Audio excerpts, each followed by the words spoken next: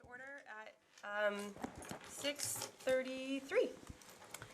And I will call Amherst to order at 6:33. And I will call Pound to order at 6:33. What is that? Great.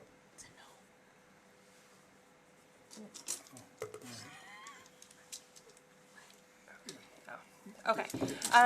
So I did not receive any public comment. Our first order of business is our first read of the 25-26 superintendent's goals. Maybe we can make happen on the big screen.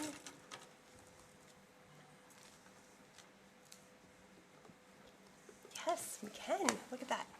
Very exciting. Okay. Dr. Z, would you like to take it away? Sure. Good evening, everyone. I took into consideration a lot of what the feedback was from last year, as well as the past evaluation, and thinking about also what the district needs. And so I streamlined into 4 very direct goals. I identified some suggested indicators, and the only thing I ask of the committee is note that the rest of the leadership, I shared these draft goals with the rest of the leadership team this afternoon so that they can start kind of drafting theirs, but it's supposed to feed down to the leadership, and we're pushing against where they should be in their evaluation process. So I leave that up and I'm open for the feedback. Thank you. I will say, Dr. Z and I have had some conversation, and after spending a lot of time in board docs recently, there is a way when you're posting items that you can attach, like in the back end, what goal / and indicator that a topic relates to. So NIBE has been doing some research to see how we can coordinate all of those pieces. And my thinking with that is that when it comes time for the mid-year evaluation and then again for the end-of-year evaluation, those artifacts are already all put together. And so maybe there is a cover sheet that happens right before those conversations, but there is not a mass gathering of information, which will make all of our lives much better. Oops. Oh, this is. This is gonna be fun. All right. Okay. So, thank you, Dr. Z. Is there feedback from the committee that we would like to start with? Deb, I see your hand. Hi, yeah, thanks for getting the ball rolling on this. When we spoke, I think it was 2 weeks ago, you had said that the superintendent goals should be integrated or based on our district goals, and we have many of those in 2 different policies. Did you work out of that document? Because I think we had proposed possibly pulling out some of those, but if you didn't, then it would just be better to do it the other way and look at which of those district goals these mesh the best with, maybe as few as possible, because there's just too many. There's 2 documents, two sets of goals. There's a broad educational goals, and then I think there's the one above it. And in the broad educational goals, I didn't match it to it, but I can go back and match it to the ones that I thought would align. So I Yeah. can do that. Okay. And then, just actually, Sarah Beth, having all of those pieces together on board docs is great, but the tool, I think, should also be written in a way to pull, to integrate them and have a higher level reckoning of the pieces of the work that have been assembled with all of the items over the course of the 6 months, or however long it is. I'm not making any sense. You're talking about the artifacts? You said the Try artifact. one more time. Okay, Okay. no, I'm sorry. No, it's okay. The artifacts, the building blocks to the artifacts will be preloaded, so we won't have to go like pulling them down. But I believe there's an intermediate level between using those sources and creating a document that then synthesizes them into more of a higher level document according to the DESI rubric that I've used. So I'm just saying it's great to have them, but it's not, there's another step that's missing, and I think our subcommittee will need to work on that. Yeah. Okay, that's all. Yeah, with the board docs, it means that all of the documents are already in a single place, Excellent. rather than Yes. having to create another Google Drive or having to pull all of the different parts and pieces from all of the places where they've been, stored over the course of forever, Yeah. that they'll be in a centralized location. So it is, I think that's what it does. Yeah, But it's, all right. thank you. Sarah. Yes. Boy, it's so clear now to have the standards and the indicators and the goals. Yes. So I have my Amherst hat on at the moment. You know that we are, that top of mind for us is the new elementary school and the academy and all that. So where do you see successfully getting to all that?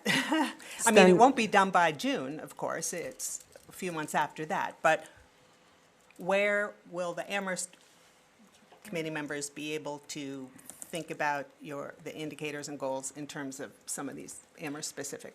Standard 2, the goal and accountability and advancing major capital projects across Amherst, Pelham, and the region.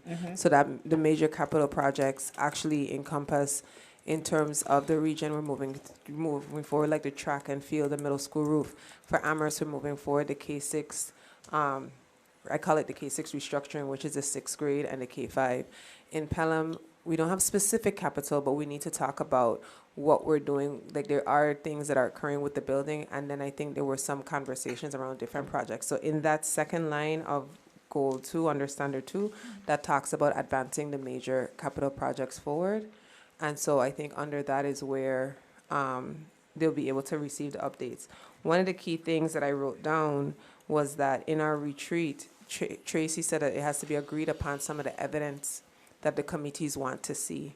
So my hope is that, I know this is the first read, but in terms of like that, the question you asked is saying, this is the evidence I would like to see, or this is the evidence as a team, and I don't know if that falls within a subcommittee. Well, so let me address the first part. We are not even and you are not responsible for the successful construction of the new elementary school. Right. We are, we need you to design the program, you and your team to design the program. So that's not a capital project. That's the educational model. It's the, it's the staffing, it's all of those things. So I wouldn't consider capital project. A capital project is just the building or a track. It's not what's happening inside. So I would ask for you to provide a suggestion in terms of where you would like to see that. If you expect, like, if the suggestion is that there's something specific in Amherst that you would like to see under instructional leadership, to provide that, or if there is, again, evidence of how that instructional leadership moves forward. I wonder if that's, Jennifer, what do you think? Is that something the Amherst committee needs to work out, or I can just send my idea about that? Yeah, you can, sure, you can To send, Dr. Z? Or, let me think for a second. So this is the first read, and we're intending to have another read, or we're intending to have another joint meeting at which we vote on the final? Yes. In October, I assume, because it's end of September already. Yeah, I we're w- September. I have right. your name on the list. Okay, I would say to send your suggestions to Dr. Z directly. okay.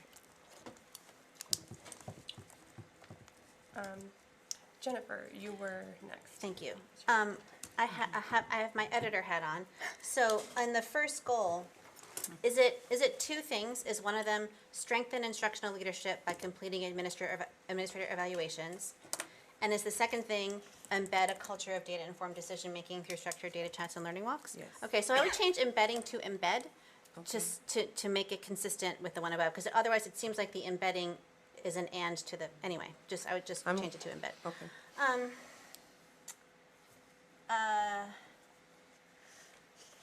And then in the last one, another just wording thing, strengthen professional culture by reviewing, updating, and operationalizing district-wide policies and procedures. Thank you. And then, what is cultural responsiveness? What does that mean? Can you give an example? So I've been back and forth on the culture of Amherst, the culture of the districts, and how we can ensure that a lot of what we're doing meshes with what's happening. And so when you're culturally responsive, there's just some different competencies. I've been doing a lot of reading around shifting professional culture. And so I don't have an exact definition because there's so many, but I think the one thing that we need is to respond to what's happening within the culture itself. So it's either whatever we put in place doesn't cause more of a rift, but actually responds to what we're seeing and is in a way that would be welcomed and ingratiated in, for lack of a better word. But yeah. Okay, thank you, that's helpful. Tim? Thank you. So under, let me find my tab. Under the fiscal systems goal, or that's the indicator, Standard 2, Management and Operations. The goal is to strengthen fiscal management by establishing clear budget protocols and procedures documented in a fiscal management handbook. So one thing I'm curious about is there a similar handbook or rule book that exists today that would be updated, replaced, or does it not exist? And I also wonder if you could flesh this out a little bit in terms of what is missing today. Not that I doubt anything is missing, but I'm just wondering about a day-to-day example of how you have seen this absence of protocols and procedures for budget, how you've seen that manifest in your day-to-day. So I can say that we have a lot of things, but not in a centralized location, or like that would be as easily accessible to staff or right where they know to reach and touch it. I've had to ask for different things, and thank goodness I have a really strong team that they know where different things are. What we're trying to do right now is like I want to say operationalize, but put things in a manner where individuals can put up and have clear timelines, clear protocols. Recently, there was a procurement training in terms of using what we're saying is like a justification letter, right, around a purchase. A purchase may make it to the superintendent or the director of finance. There wasn't often a explanation around why we're purchasing certain things. Honestly and truly, it starts at the school level and makes its way up to myself or to Shannon, depending on the amount. What that looks like from my lens is the only two individuals that can encumber funds for the district is myself or Shannon. If someone was to come and ask us why we approved a purchase, we need to be able to say, it ties to this program, it is for this reason, it was done for this, right? Because at the end of the day, it's my signature and her signature on the purchase order. So that training happened about a week or two ago. Shannon and the team did that for everyone who enters requisitions. We talked about why signatures were needed to be there. And so for us now, putting that in a centralized location and a handbook for individuals who pick it up, and they're able to say, this is how I do this. And when we have new staff that come in, we then have something that we can hand to them and say, this is where everything is in a centralized place. We have procurement like policies, and it's written out policy-like, but is it written out like procedure, like step-by-step, like not clearly for staff. So this is released for individuals who are doing the work to kind of be able to open up and say, this is how I do this. And I hope that kind of okay. Yeah, very clear. Thank you. So I have Deb, Margaret, Bridget, William, myself, and then I think I just saw Irv's hand go up. Is that true? Okay, so that is the list currently. Just in terms of not reinventing the wheel, there have been several attempts to move the sixth grade to the middle school. So it would be worthwhile just seeing what the previous school committee had asked the superintendent. And then, I always seem to ask you about this, but I don't see where the portrait of the graduate fits in here. So can we think about that going forward? Yes. Thank you.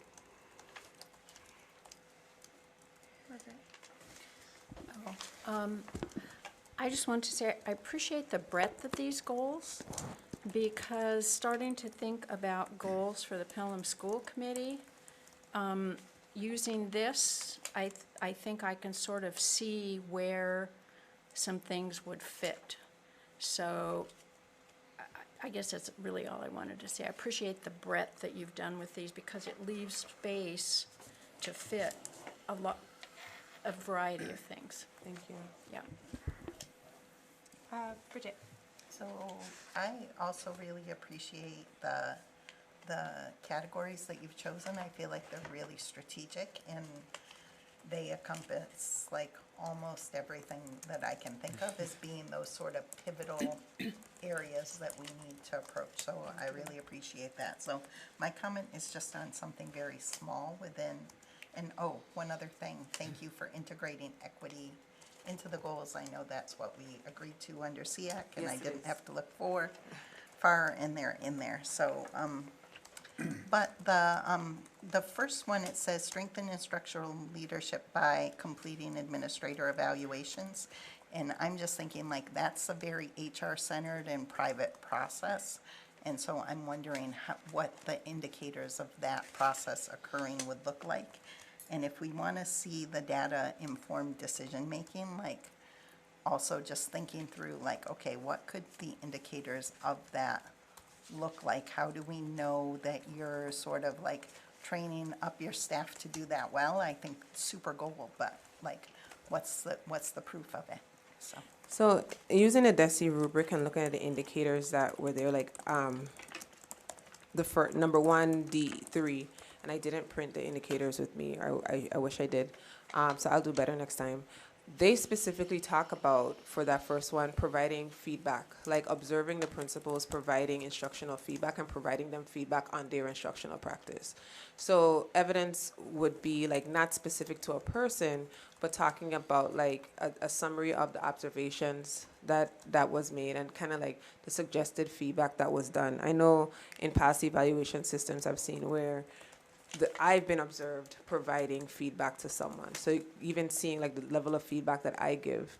But the rubric has things between, I want to say proficient and exemplary around that area. In terms of data-informed decision-making, I kind of chose that indicator because last year we started with data chats. We had the first round and we didn't get to have the second round. And so this year is kind of talking about doing the learning walks, providing feedback, having those data chats with the schools, and even having them, like, they go down to having them with students, right? Like sitting down and having that deep, rich conversation and building that, and supporting, and maybe I should change strengthen to support, supporting the leaders in their practice to do that. So I think that is something I would add to it too, like changing strengthen to supporting instructional leadership by, completing the administrative evaluations. I also feel like I would like to hear some suggested evidence that I'm not thinking of, because like I told someone today, I have an educator lens consistently, So I may be thinking through my educator lens and not thinking through another lens. So what I can do is share with the committee probably the indicators that are there, like just that rubric section, and see what feedbacks or additional evidence would help you to see that I met the goal. Thank you. William? So, add to what everyone else said. My only concern would be, like under the first goal, structured data chats and learning walks. Like, is that one data chat a year? Is that biannual? our learning walks, is it a goal to do it monthly? Is it a goal to do it monthly in every school? Is it a goal to do one semester, you know, like twice a year? So I would like to see, just so it would be easier to evaluate, like, it more clearly defined. The second one, I'm not a management operations person, so that goal sounds fine to me. Amherst can dig on that one if they want to. Family and community engagement, there again, it says proactively addressing family concerns with equity and transparency and strengthening communication systems. I guess I would just want to see, like, improve family partnerships, but what does that look like? Like, if you did one thing to do improve family partnerships, but I just want a little bit more detail there, so we could evaluate that piece. I guess is what I'm trying to say. That's all. I'm seeing something in my mind, but that's how my mind works, and it may not be in the goal, but probably in the next part is like a action step or plan that can go next to like a next section of it that says these are the key things that I would plan to complete to kind of give you that picture.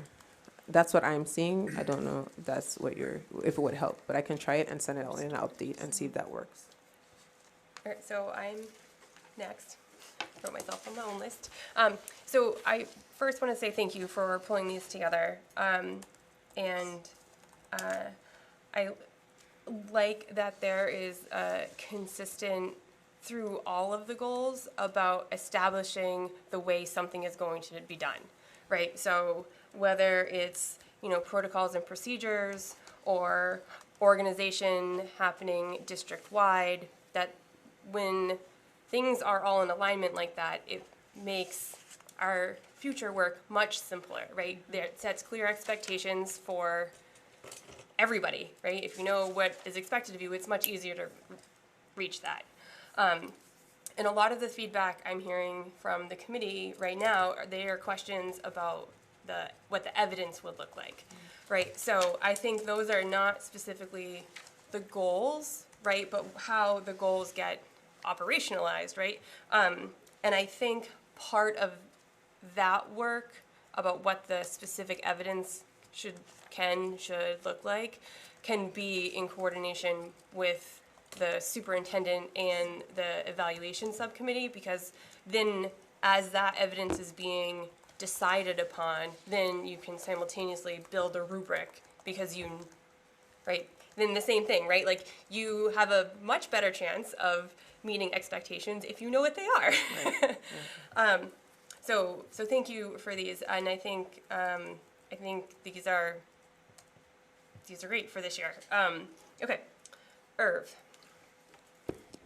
So I really like the way you outlined this. I think that when I was listening to Sarah Best, evidence, i.e. artifacts, as someone told me once, if I have a set of objectives and I say what these objectives are going to look like after I've achieved them, then I've virtually done my job. All right, so let us know what it looks like, i.e. the artifacts that demonstrates that you have achieved these goals. Okay. Thank you. So I have Tim and Deb on my list, which would be for them to speak again. But Anna, I wanted to give you an opportunity to have comment. If you wanted, no pressure, just before we have these two I'll say and then move something on. really Yeah, short. of course. I think these are great goals. I think that the devil is in the details, and so I think the next step of creating actions and the sort of like measures will be critical, and I'll probably have more comments once I see those. Okay, thank you. Thank you. So I have Tim and then Deb, and then I think we can move on. All right, thank you.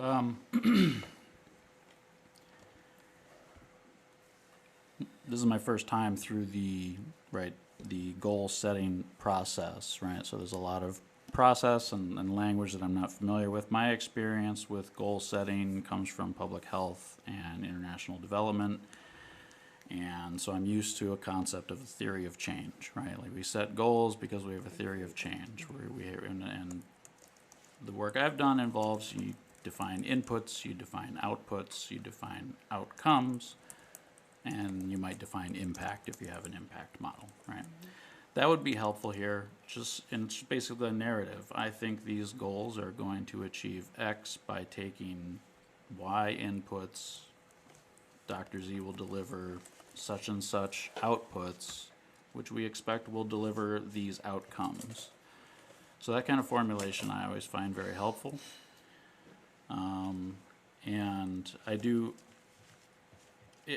I agree that it's maybe, it seems early to really talk about specific activities, like the number of learning walks you'll do and so forth, like, right, that's, at the same time, I don't know when in the school year that would happen, but I guess that would be the subcommittee. No, William is giving me the high sign. He says, right now. So I'm gonna say, and I'm so grateful. I know she dropped off to Megan, and between Megan and Tanya, they were able to come up with the first semester of learning walks. We've done a lot of critical work on my calendar. I do have some things like today that came up that have to shift a couple dates, but the learning walks went out, I believe, yesterday to the principals to let them know if they have conflicts, then we can shift and change them. So they've already been scheduled for the first semester. In this semester, I'm doing 3 visits to each site.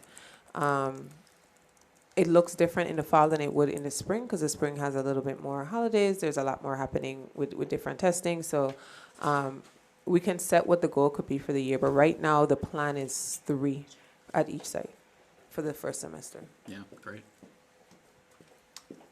Okay, I'm taking over temporarily, so I think Deb is next. Deb. I think it's important to get out in front of it this year. I think what Tracy said about counting backwards is very much in the forefront of my mind when we do anything.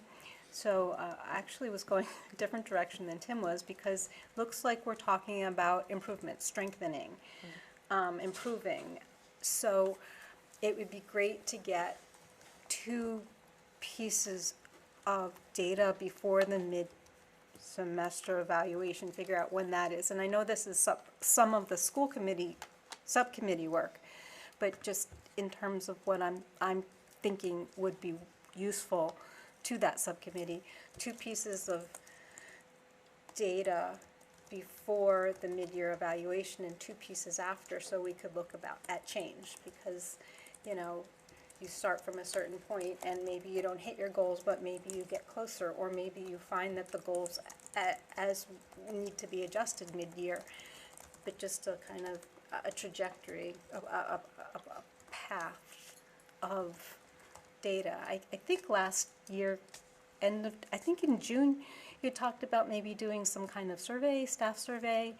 I don't know if that's still part of your thinking, but, you know, if you did, you know, progress as the semester goes on, the year goes on, that's the kind of thing we would be I would be hoping to see. Okay. I think the only thing, if I may, my only question that comes up for me is that I'd like for the subcommittee to schedule soon. Yeah. So that we can get that part together, and then so that once we agree on the different areas and I get the feedback, then we can come back to the full committee and finalize the goals and then move it forward. So I want to say I appreciate the feedback this evening. Thank you. It's the first read, and I feel like it's a good starting point. So Excellent. Thank you very much. thank you. Okay. All right, I'm going to adjourn the Amherst School Committee. We are adjourned. Actually, I have to move that we adjourn. I move we adjourn the Amherst School Committee. All those in favor? Thank you, we're adjourned. I move that we adjourn the Pelham School Committee. Second. All those in favor? Also, yes. Okay. Good night, everyone. Great. Thank you, Margaret. Thank you, Margaret. Okay. Great. Dr. Z is going to transfer to remote and log on for the remainder of the Can you meeting. get out? I think I'll go that way. Okay. Hold on, I have spider webbed you in here with all of my cords, Margaret. I'm so sorry. Well, if I can get the steps, I think I'm all set, thanks. You need the jump seat, right here, Bridget's seat. Okay. Bye. Careful. Okay, great. So our, I apologize for the so many screens, friends. Okay, so our next topic of conversation is the middle school MSB roof update. We have, Shannon, would you like to start, please? Yes, we have Vertex, our OPM, here that will go through a PowerPoint presentation. After they're done and they answer your questions, I have a piece that I'll speak about, and then we'll go from there. So we could do some introductions really quick.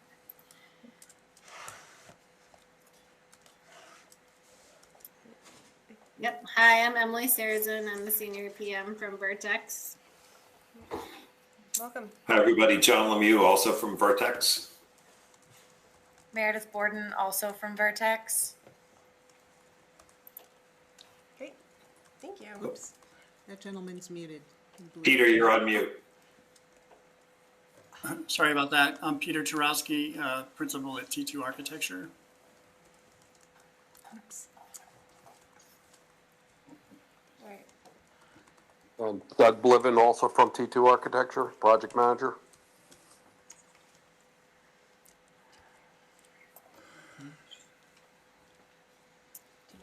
All right, so I just shared the PowerPoint, and we just went through who's been involved from Vertex and T2. We've also been working with the district, so Michael Gallo O'Connell, Shannon Bernacchia, Adam Felton, and James Battistione. We've been having bi-weekly meetings with this team through the project.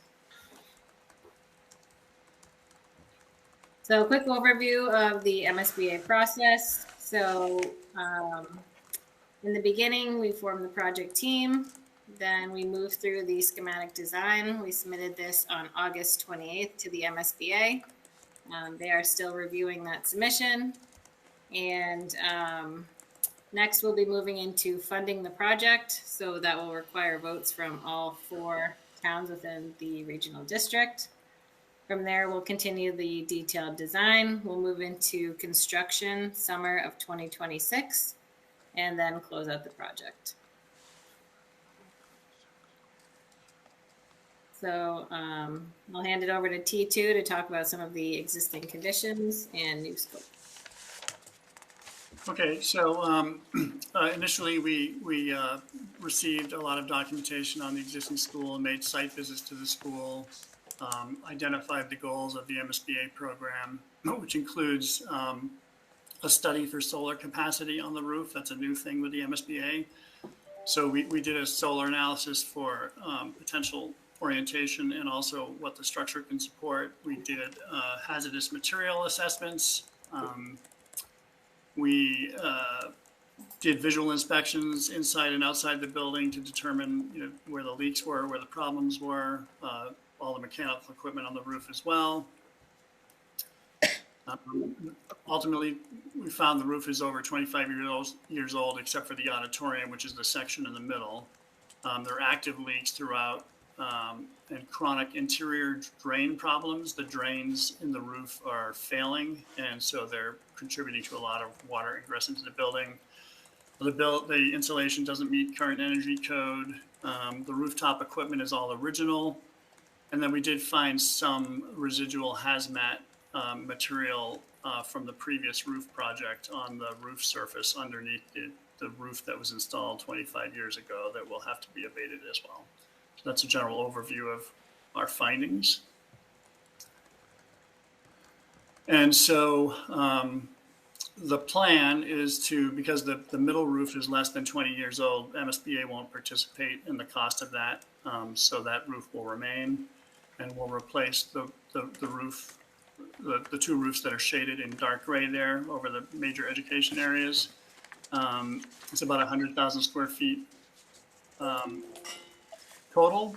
We looked at, I think, 4 different options: partial replacement, leaving some insulation that had a lot of risks associated with it, and then also replacing in kind with internal drains, and then finally reorienting the drainage system to the perimeter so that it's not traveling through the building, which has been a big problem. And that was the option that the group from the school decided to move forward with and what we're presenting to the MSBA. So we're redirecting the water from interior drains to a surface perimeter collection system. And we did, in that solar analysis, we determined that while the orientation is very good for the school overall for solar, the structure can't support a ballasted system, which is a system that's held down with ballast and not fastened through the roof.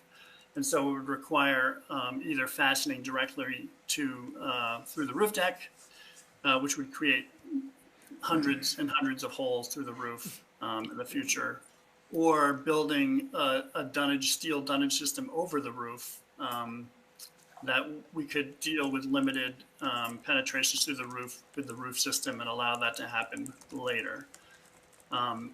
The MSBA requires that some area of roof is made solar ready. The group from the school did not want to look at the potential for fastening through the new roof after this project with some other solar company and potentially avoiding the warranty. So we went the direction of this dunnage system over the roof that we can sort of control the penetrations to the roof, and a limited area of 1,000 square feet. So that's in the budget now. And then we also are replacing all the rooftop equipment, mostly ventilation systems, exhaust fans, things like that. So all of that's being replaced as part of the project as well. And we're abating the hazmat that we found. We don't know the extent of it. We found it in a few places that we did cores. And so we're assuming that it's everywhere for cost purpose at this point, and have that in the budget. It may be less, may prove to be less as the project progresses. That's it. All right, so in terms of the cost summary, our construction costs are $8,470,479. The soft costs, so that includes things like the designer, the owner's project manager, printing, advertising, bidding, is $1,553,537. This is a total cost of $10,024,016, and the reimbursement rate from the MSBA is 61.95%. So next steps from here would be funding the project. All but 4 towns would have to vote. Continuing the detailed design. MSBA will eventually assign a commissioning agent. Construction will be summer of 2026, and then we'll move into the closeout phase. Another bullet to add here is on October 29, the MSBA will likely approve the project from the FD submission we sent in. So that's their board meeting date. Any questions? I have a question. That's, okay. All right, Tim. Are there more specifics about the hazmat? What the substance is? It's a residual asbestos, I think, on the deck that was left from removal of something from a previous roof project. Thank you. Sarah? I have 2, if I may. First of all, what fraction of the daytime power usage in the school could be met by this 1,000 square feet of photovoltaic, the 1.2 megawatts, I think? Is this like a significant part or No, it's insignificant. It's not a large amount. Insignificant? It's not a large amount. The dunnage system is an expensive system. It's about I forget what the cost, I think it was about $70,000 for 1,000 square feet. just to do the steel over the roof to support 1,000 square feet. So it's a large cost to do a large area. I mean, obviously for solar, you need large area for large output, and this is 1,000 square feet is not a very large area for a building of this size. Well, then, has anyone calculated how long it will take us to save $70,000 or plus the cost maybe of the, I mean, we haven't decided to install the PV, but if we spend $70,000 up front, I mean, I don't know. Well, I would like want to know we- that it would make sense at some point for us actually to go through with this. Right, yeah.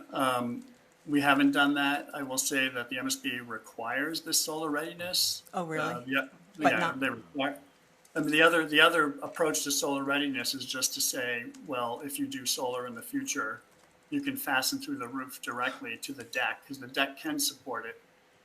The roof just can't support the added weight of a ballasted system that just adds basically heavy blocks to hold down the racking system for the PV. Right.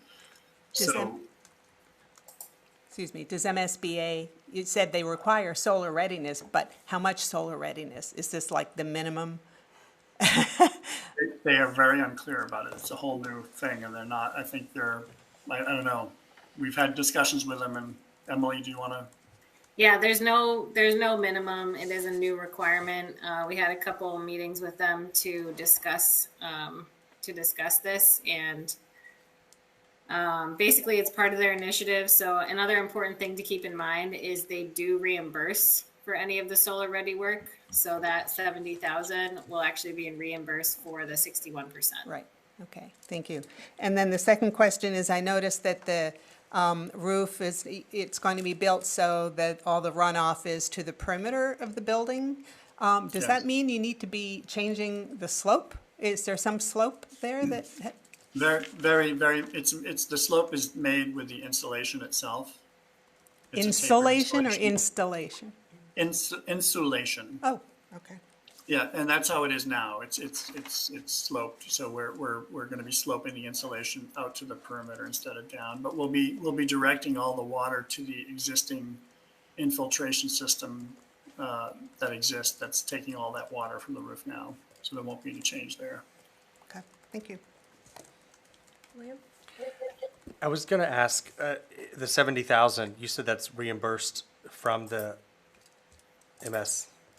MSBA. So if we did 2,000 square feet, would that 140,000 be reimbursed, or still only the 70? Yes, they'll reimburse whatever scope the district decides. So in our biweekly meeting, we agreed on that 1,000 square feet with the representatives from the district. So that number could have been any number. It could have been the entire roof. And they would still pay for the other parts of the roof plus Yeah, all of that? for 61% of it. Yeah. 61% of the 70,000 or Yes. 70,000 total? No. 61% Okay. 61% is the reimbursement rate. So whatever square footage you decided to make solar ready, they would reimburse for that. Okay. Anna, I see your hand up. So my understanding is that we can't install solar at this time, largely because we don't have the money to do solar, but that because solar is required, installing it later after this project is done would either require ballasting or voiding the warranty on the roof itself because you have to drill so many holes through it. Potentially, yes. But so it's very disappointing that we can't install solar now because this is the time when you installing solar is most efficient to do it when you're replacing the roof. So this is kind of But that would not be part of this program. So if you, I understand. you would. they That's would why have to that be is set- very they would have to be separate disappointing. costs. Yeah, But they don't pay for that. if it is true that one solution could be we could drill through the roof and install it directly onto the roof, and our roof could support that, then that would essentially mean that our entire roof is or will be solar ready when it's finished. It's just not solar ready in a way that we would want to use it. Is that true? Well, you wouldn't, because you're not purchasing the PV systems, the racking systems that come with the PV systems are particular to the system, the PV system that you're purchasing, and they vary. And so you wouldn't do the racking system and the penetrations now as part of this project. That would be something that would be done in the future after this project. And that, you have to do that to say that it is solar ready. So what we're doing is we're doing a raised steel structure over the roof. I'm not asking what we're doing, I'm asking what we have to do. So the question is, in order to qualify as solar ready, do you have to install the system to just lay the solar panels down onto it? Or do you have to just, like, what you said was that you could theoretically drill holes directly into the roof. Right. And that our roof has enough structure to support that weight. Correct. But that we wouldn't do it because it would void the warranty. But if, the question is, do we have to do that to be qualify as solar ready, or do we just have to have the roof is available and could support solar to be solar ready? Yes. Now, one option could be that you just say the roof can support a system in the future that is mounted to the roof deck. That is. So why would we spend $70,000 to do additional work that we will probably never be able to use and is pointless because it's so tiny? I can't answer that question, but I could say that I can say that in terms of the MSBA budget and what they're going to approve, it's better to have more than less at this point. You can always reduce the budget, but you can't increase the budget. You can't. It seems like we could save $40,000. I see it. Yes, but I'm not sure the MSBA would accept a project where your solar readiness is contingent upon you putting holes in the roof that they expect to last 20 years. Yeah. That's the conundrum here. Right. Is just because you can doesn't mean you should, right? And by looking and putting the solar in, you're putting that $10 million investment for which they're going to pay over 6 of it. If the roof suddenly has no warranty, even for the membrane, because you pierced it with too many holes, that's not going to be a situation that they're going to accept as a partner in this. Right. Thank you. Irv. So when this roof is installed, will it be solar ready? That's the question. Well, it will, there'll be the area that we're producing with the raised dunnage that can support. Yeah, the part that you have, it will be solar ready. It will be, All yes. right, It'll good. meet the MSBA requirements. Yeah, we have to be able to make that statement. Otherwise, we have a lot of people in town who will be all over us, and we don't need that. But if we're talking about the portion of it that we're responsible for will be solar ready, that's good. Yeah, we're meeting the requirements All of right, the MSBA. Yeah. The second thing is, we, the school committee in the town and the students who are going to be going to this school, we really would like a time certain when this is going to start and when it's going to end. To say the summer 26 is really not good, because we have students who will be in the school at a certain time and they end school at a certain time. So getting some certainty on that would be really good. So all of these projects are set up because of, the MSBA does a couple dozen of these every year. We are fully expect, so as Emily laid out, or Peter laid out, this comes with an approval in roughly October. You finish the design drawings November, December. This job is out to bid, again, assuming the towns all agree, this job is out to bid in January or so, if not a little sooner. You have bids in hand, submittals are done. They are ready to go when the kids get out of school, say June 20th. And everyone knows that these roof jobs have to be done over the summer.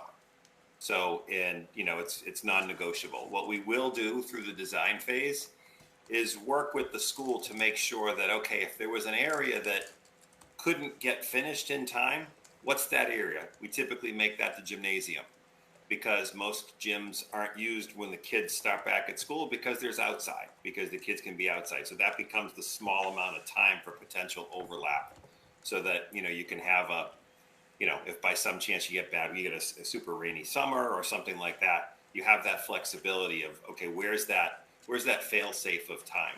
So I would say, to tell you this job will start the day after the kids are out of school, and it needs to be done roughly by the time the teachers and staff come back, and, done, by the time the kids come in. And if there's an area that can't be done, we'll work with the district to make sure that it's specific to a spot that, doesn't impact the operation of the school. Thank you. Sarah? So one more time with the solar. It sounds to me like the best thing from an engineering point of view, if we want to have more solar, is to install more of these dunnage systems so that we can keep our roof warranty, not poke holes in it, but have a roof that's ready for someday receiving a larger or more photovoltaic arrays. So I'm not presuming that we want to go there, but if we decided, yeah, we'd like to do 5,000 square feet of solar, how much more time and expense to, I guess, revise whatever these project documents are? Would that be delaying the MSBA vote? Is it already too late for us to consider that? Well, I think we could look at it as an alternate project in the bid documents for something if we're under budget, but the MSBA won't support an alternate, right? I think that's the case. If you put it in as an alternate, they won't pay their portion of it. Or you would have to pump the brakes right now. You would have to pull back on the submission that's already been put in, and that would bump you back a whole other meeting, which at this point would be from the October meeting to the December meeting. Yeah, 2 months. That would, and that delays the design time a bit as well, too. Okay. Thank you. William? I know that Anna brought up the point that why would we spend the $70,000 if we could just say it was solar ready? And someone on the call said that might not be solar ready enough. I just think 1,000 square feet is kind of laughable. And so is that really going to fly for them to say, yeah, it's solar ready? I don't know. And I'm not a solar expert, so I would want to know 1,000 square feet, what can that power? Does that power a library? Does that power a classroom? Does that power nothing? What could it power? But I don't know if we have time for those questions, so. Well, I can't answer the question tonight, but I could get an answer for you. I could come up with something. I think we have to vote on it today, it sounds like. That's all it is. That's all right. I can go with Thank that. you. Tim? So I don't have questions for anyone presenting, but I don't know if we're going to discuss further after they're done presenting. So where are we at in the agenda? Okay, so I have Deb on my list. Deb, did you have a question for our OPM? Okay, great. And then I'll come back to you, Tim, when we have our conversation part. Thank you. So having sat in the auditorium and watched it drip and wondered if we were going to get through the concert without it falling on people's heads, I understand it's not part of the project, but do we have any hope that it's going to, because of the drainage system, that this is going to, or do we have to do something in that part of the building to create that? Does this alleviate any of the water drainage problems in that part of the building? That's one question. Totally separate. Yeah, there's no work for that part of the building. Great. And the other question is, do people do this dunnage system? Is that what it's called, generally speaking? Or is it prohibitively expensive and they go solar in a different direction, like roof carports? Well, you've got about 70,000 square feet of area that could be solar when you take away the mechanical and the roof edges setbacks you have to have. So if you divide that by 1,000 and multiply it by 60, it's a big number. It's prohibitively expensive for the return, I think, of the PV. So generally speaking, it doesn't make sense to do solar this particular way in general. Not at that scale of the entire building, I would say. For an existing building, it's difficult, right? For a newer building, you could design the roof trusses to hold that kind of solar after the fact. Yeah. So if you were building a new school, you could beef up the structure underneath, and then say, okay, at some point we're going to add solar later. Okay. You know the roof can hold it. Well, and in fact, the code requires that now with new construction. You have to design for it now. Okay. But we're dealing with an older building, so. Thank you. Great. Great.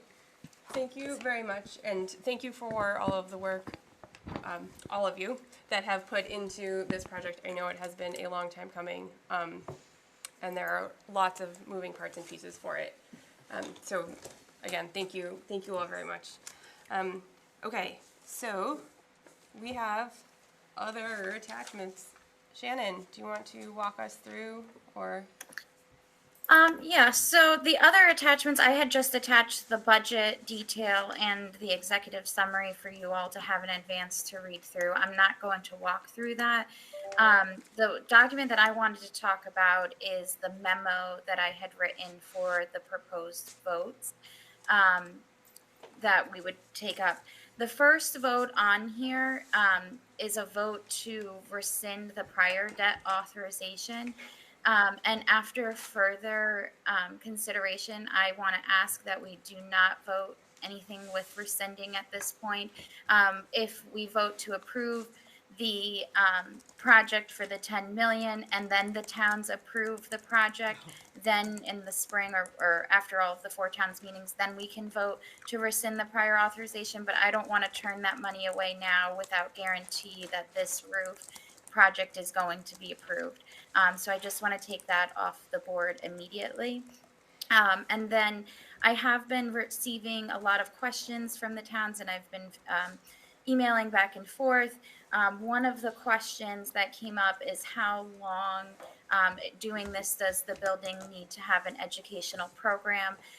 And so I've received a lot of mixed answers, and I finally was on the phone with MSBA this afternoon, and the direct language that I have is it's the sole discretion of MSBA that may apply a 20-year service requirement to the accelerated repair program projects or others. So the expectation is that the building is going to be in service for 20 years. If we don't meet those 20 years of service, before we decide anything, we have to inform MSBA what the situation is so that they can understand, and if recapturing some of those funds that they had reimbursed us is necessary or not necessary. So if we were to do something, if the building's temporarily offline, it's closing, it's being repurposed, we need to be in contact with MSBA during this time frame before the decisions are made. And they weren't able to give me examples of situations because every situation is unique, but that if something of that were to change, we should contact them first. So I wanted to make sure we had that information. I have to get back to the towns because some of my information that I had thought was accurate was not, so I will get back to them tomorrow morning with this updated clarity. And I wanted to make sure you had it as well. Thank you, Shannon. Okay. Is there more we need to know before we have discussion? Nope. Okay. I don't think so. Okay, great. Tim? Thank you, everyone. Okay, so it's very disappointing about the solar situation. I think I hear a lot of sighs of disappointment around me. I feel that as well. And just to echo what I think, Shannon, you communicated this very clearly, but I'm just going to echo it back.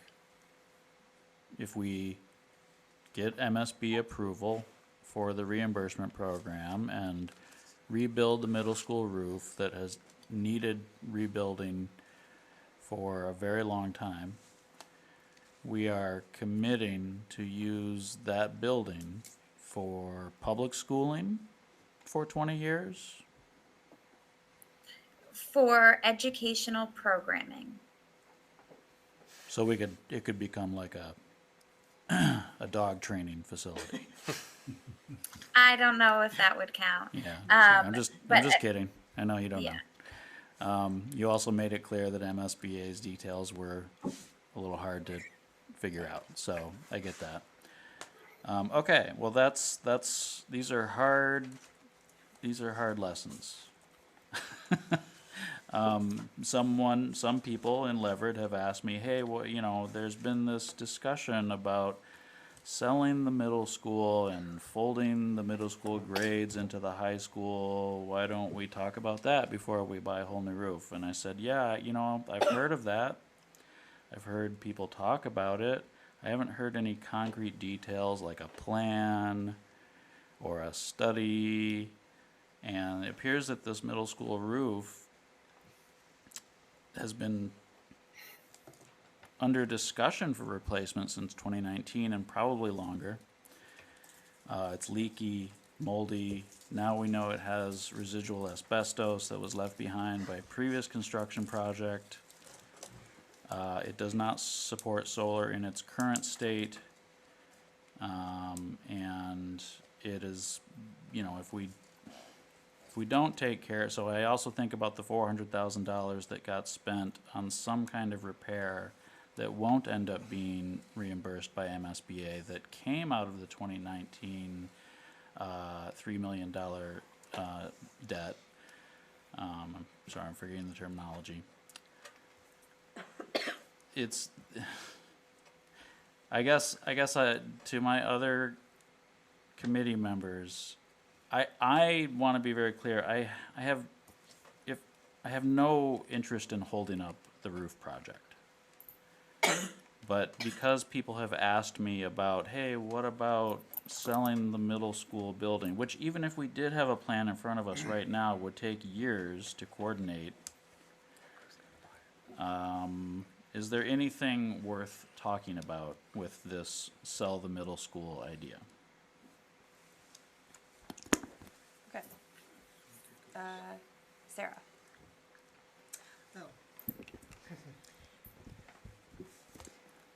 So question for Shannon maybe, is this assumed 20 years for educational purposes, is that like the length of the roof warranty? Or just a roof depreciates over 20 years? Like, if we did it for 10 years, would we have used 70% of the value of the roof and we wouldn't have to pay half of it back? I mean, any idea? That's a good question. I'm not sure. Does anybody from Vertex know the warranty? Yeah, yes, it's a great question. So typically the way we've seen it applied, it's a straight line. It has nothing to do with depreciation. It's, hey, if we're going to give you this money, we expect it to last 20 years. Where we typically see a clawback is a situation where you go ahead and you decide to, do this roof. And then 10 years from now, you say, you know what, we're going to rebuild the middle school and we're going to ask the MSBA for money. What the MSBA says, okay, welcome to the program. Your new school is $150 million. Oh, but by the way, we gave you $10 million. We gave you $6 million for the roof. It got through 10 years of the life cycle. So in whatever deal we make with you for the new middle school, we're going to claw back half of that. We're going to take $3 million off the grant for that. I haven't been involved in a situation where a building comes offline and they look back and say, okay, district, you went only 10 years, write me a check for $3 million. I haven't experienced that, but in essence, that's the situation that Shannon's talking about here. And adding to that, if say 10 years out, you decided to, like on a capital project that would explore what you're discussing, likely you would try to go through the MSBA program to do that, I would imagine, to take advantage of the grant. That process would take 5 years once you're in the program, and would extend that 10 years to another 5 years. Right. Because the time that they're assessing is the time that you vacate the building, basically. So, That's right. yeah. So there's a lot of variables. Thank you. I will also say, having worked on the other side with MSBA projects, it's not fair to ask Shannon, well, what happens if in 10 years we decide to do something else, because they don't have guidance on that. So they have their very generic term of the sole discretion, and it must be used for 20 years for educational purposes, or however they do it, right? That gives them a very wide breadth to make the decisions that they think is in the best interest of their program. So while we would all love to have that very detailed information, it's not a thing we can have.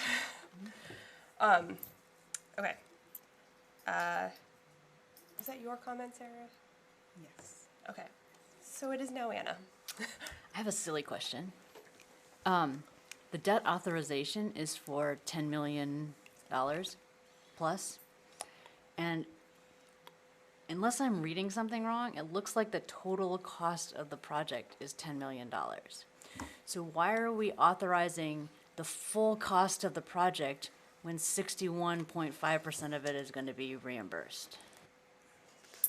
It's just the way the MSBA's vote language works. So we will You not have to- actually spend $10 million, we will only spend $6 million and, That's or right, $7 million. And why they make you do that is because when you actually bid this job, if that bid comes in and it's only $9 million, they're not going to give you the $6 million for the grant. They're going to give you, Sure. 6 million less 61% of the million you saved, right? Yeah. So they always make you endorse the full value, but the understanding is, everybody, how you borrow it, that's a decision that the district and the towns make, right? How you deal with the cash flow, but they never, I think why, in my opinion, why they ask districts to start doing that is because at some point someone said, oh, okay, let's just go borrow the 4 million.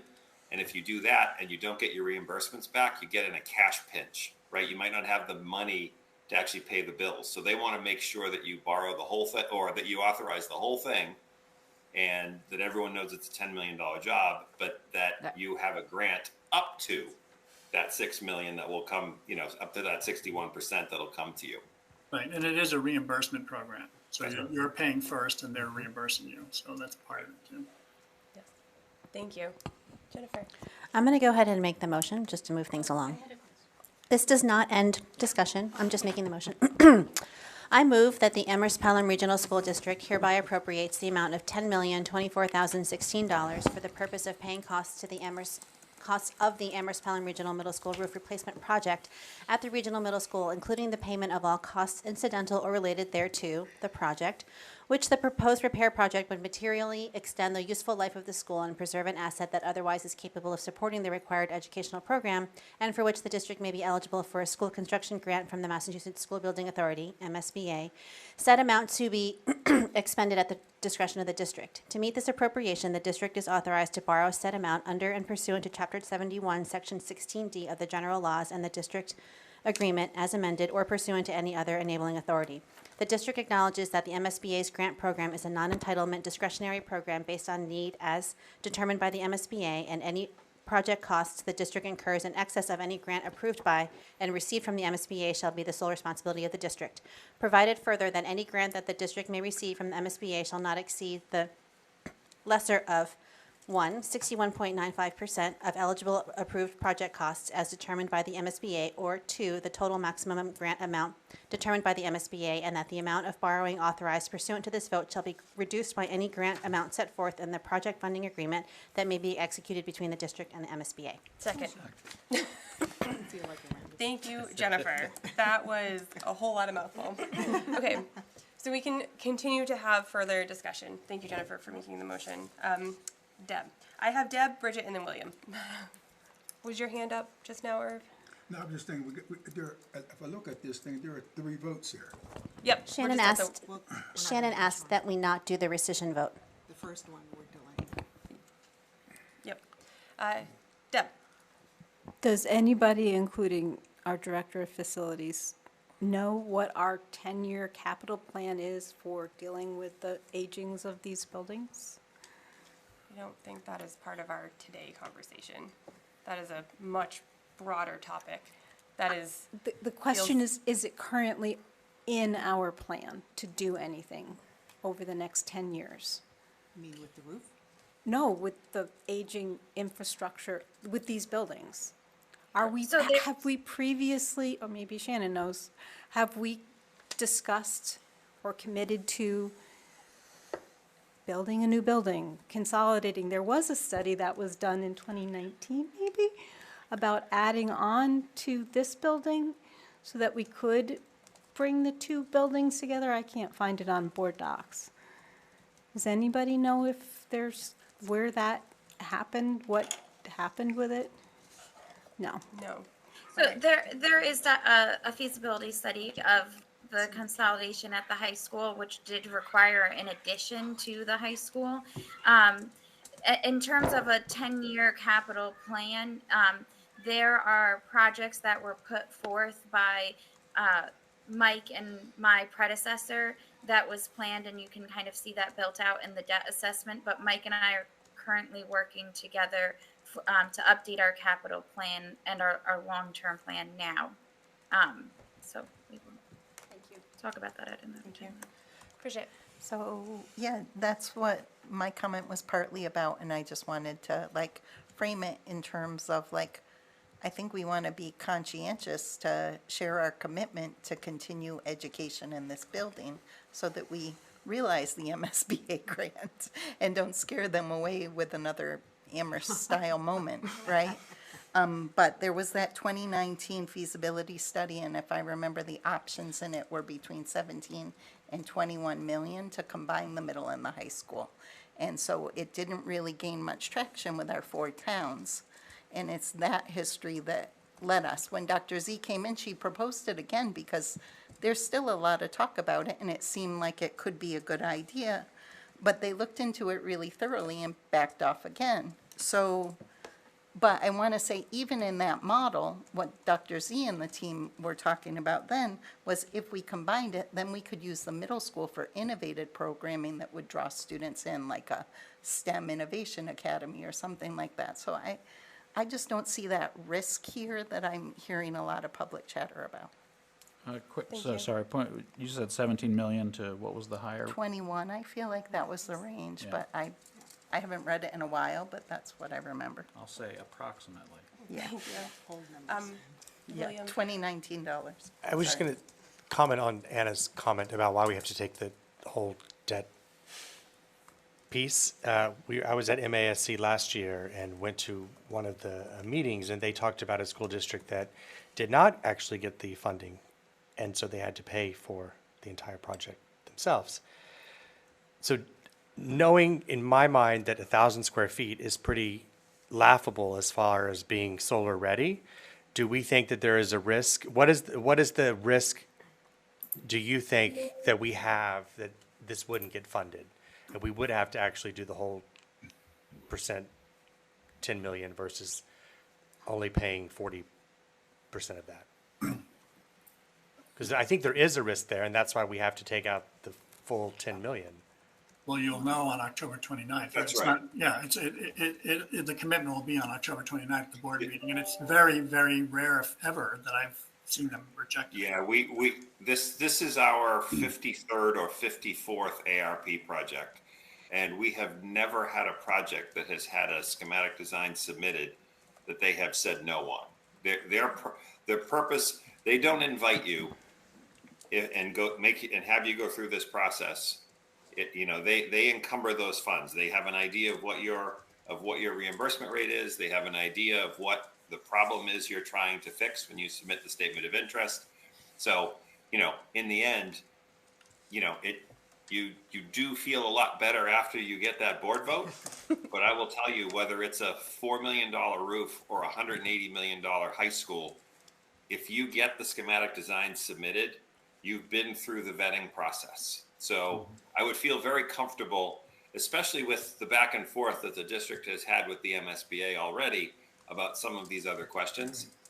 They're not surprised by, the numbers that are submitted. They know the work that needs to be done. They're familiar with the market conditions. If they have any questions, they'll be asking them in these, they would have already asked them, because they've had the submission for, almost a month already. So that risk, while I can't say it's zero, it's pretty darn close based on, our experience, Peter's experience.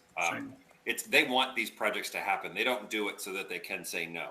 More often than not, it's a district that goes to schematic design and says, you know what, we've changed our mind. It's more self-removal from the program as opposed to projects being rejected. Okay. Thank you very much for that. You're welcome. Sarah, final comment, and then I think we're about ready to move to a vote. Okay. Yeah, I was going to say in response to William's concern, the motion is to authorize borrowing. It doesn't require us to borrow any money at all, and I assume we're not going to, Shannon or Dr. Z is not going to sign any contract before we hear from MSBA.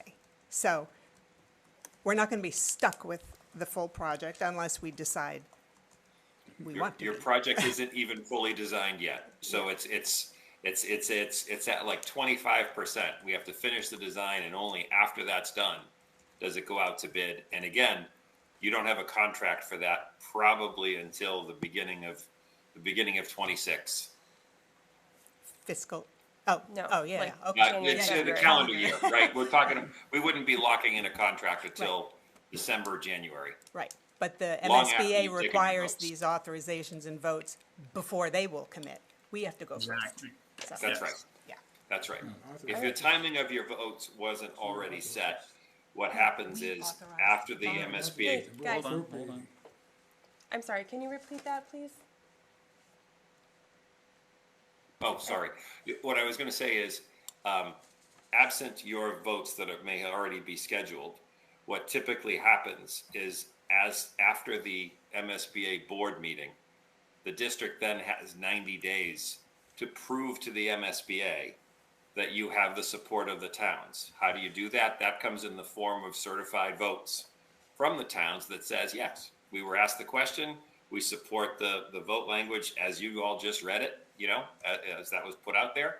And then at that point, they execute with the district a project funding agreement. And that's the document that says your project costs X, and we're going to give you a grant up to Y, and the difference is, what the district share is. So it's all listed, and those numbers get very specific post the vote. And we'll know what those numbers are. They, within the next, we'll be able to give you specifics in the next couple of weeks once we get the feedback from the MSBA. So to basically, acknowledge the budget, the grant, and then with what that delta is between the grant and the cost, you can then have an idea, okay, it means this much to Amherst, it means this much to Pelham, you'll be able to break those out. Great. Thank you very much. And thank you for answering all of our questions. And this is a long process, and we appreciate all of the time and dedication everybody has put into it. Okay. All those in favor of the previously read motion? Excellent. It is unanimous. Jennifer? Is there 9 total? I just need to Yes. report to this. 9 total? Okay. Yes. Yes. I move that within 48 hours after the adoption of this vote, the secretary shall notify the select boards of each of the member towns of this district as to the amount and general purposes of the debt herein authorized, as required by the district agreement and by Chapter 71, Section 16D of the general laws. Second. Quick on the draw. All right. Any further discussion? All those in favor? Excellent. It is also unanimous. Excellent. Thank you all very much. thank you both for coming and staying. We appreciate all of the work you have done on this project and on the rest of our schools. And everybody online, also, thank you very much for your continued work and support on this project. Thank you. Have a good night. Have a good evening. Okay. So next, we have a report from our Financial Sustainability Subcommittee.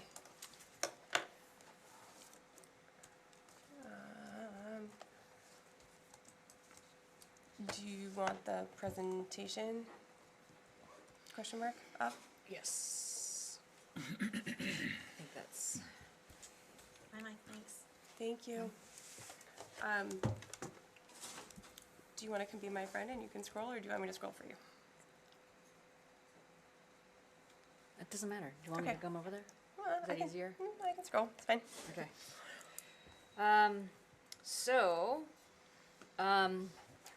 We did attach the full Financial Sustainability Subcommittee report to the agenda. And this presentation is really sort of a summary of the report. So if you need some additional details, you can find them in the attached report.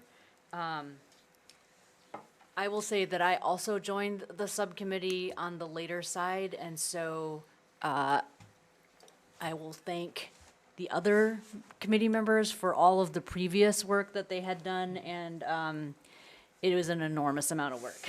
So thank you very much. The Financial Sustainability Subcommittee was formed in the spring of 2024. And we were supposed to look for long-term sustainable paths to improve the district budget. So we were focusing more on the revenue side, but also thinking a little bit about ways to reduce expenditure by either very specific investments or thinking about things a little bit differently. So we did focus initially on understanding state funding sources and how changes in district funding have affected the regional schools' budgets and ability to spend. We've been pushing for changes to the charter school funding formula with legislators. We've written letters opposing the PBCICS Pioneer Valley Chinese Immersion School expansion. We've testified on the impacts of school funding and talked to legislators. We've done outreach to towns and FinComs and at town meeting, and we've worked on greening options and revenue generations with the superintendent. Some of the challenges that the school or the district faces is that we are currently in a very inflationary environment. Basically, all budgets in Western Massachusetts and in Massachusetts more generally are increasing, and increases to salaries and increases to other budgets have caused a sort of like competition pressure on Amherst to also increase those items like salaries, and so it makes it harder to hire teachers and keep salaries low. And we don't really want to keep salaries super low because we love our teachers and we want them to be adequately reimbursed or compensated. But some of the other things that are driving the district's budget are what we call mandated costs, and those are costs that we have less control over as a district. They're really what is given to us, and we can't really influence them up and down very easily. So things like retiree health insurance, that's kind of fixed because we can't change the number. I mean, you know, you can hope, but you can't really change the number of retirees. And so we have active employee benefits, which we can change mildly by changing the number of active employees that we have, but the cost of the benefits per employee is not adjustable by our means. And the net charter school tuition is also fairly fixed and determined by state formulas. And so the total percentage of mandated costs out of our total actual operating budget is like it's somewhere between 34 and 41%, depending on the year, and it's growing. Hang on a sec. So it's just out of that, the portion of our budget that our towns That our give us? towns, Yeah, yes, just- yeah. Yeah, thank you. It's not the entire budget, it's the appropriated budget. Yeah.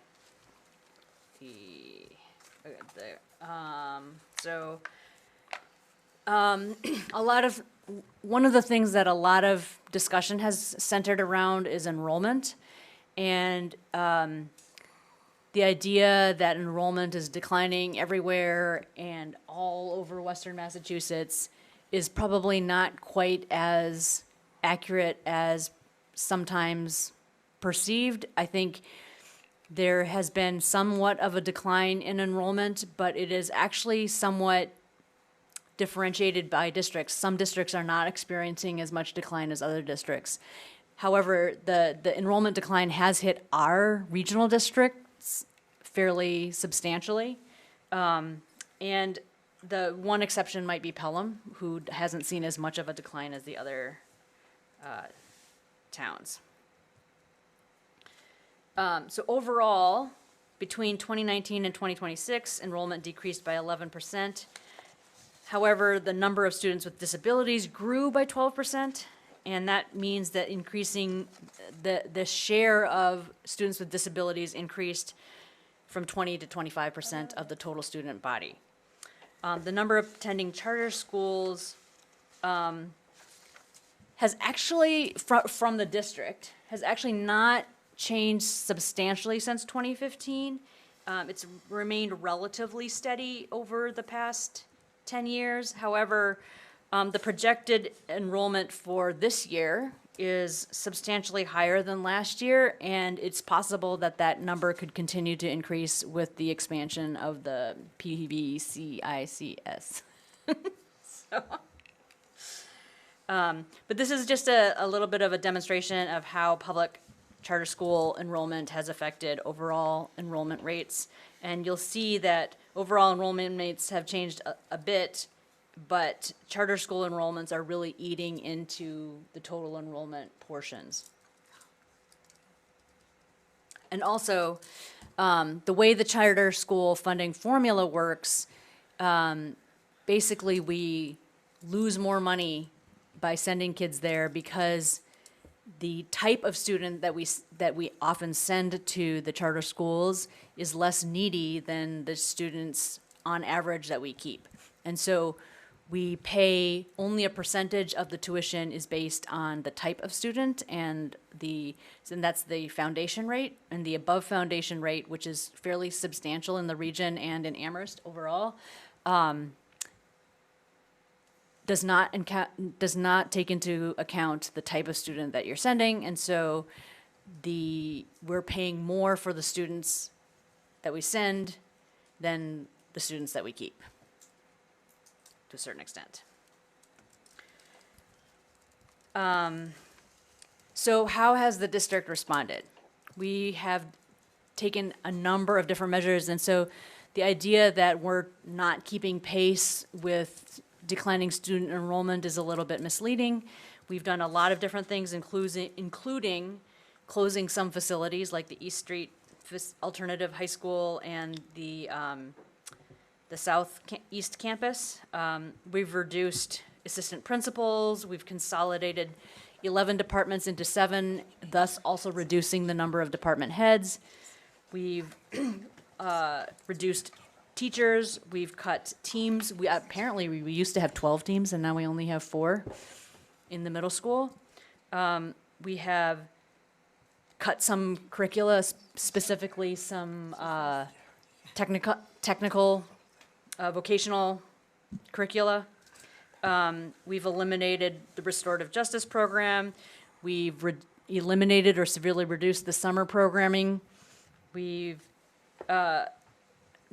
probably not specifically for budget reasons, but we have eliminated guided study and reduced advisory.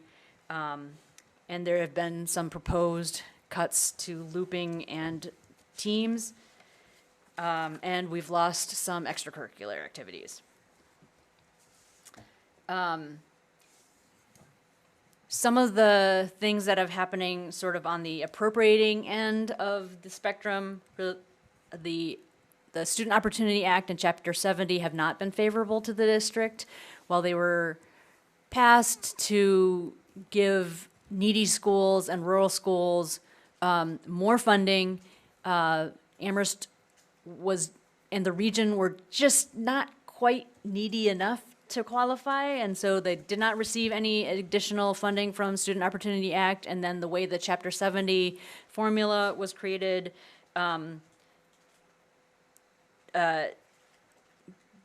resulted in very little additional funding for the district.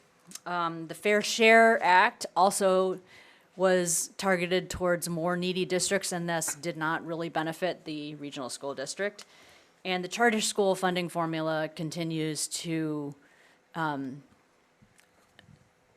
significantly impact the region's budget.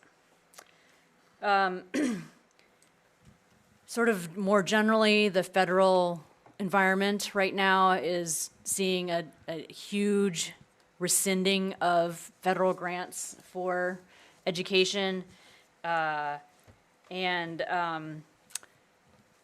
So locally, due to either, you could say shifting priorities, you could say shifting needs, but generally shifts in how the towns are allocating money for whatever reason, the proportion of the budget that is being allocated to education is shrinking, even as the general budget is growing. And it is most dramatically so in Amherst compared to the other small towns who have seen small decreases, but not as large as the percentages in Amherst, who, by the way, as everybody knows, contributes the most substantial portion of the regional budget. So some Amherst-specific things. The municipal operating budget has increased.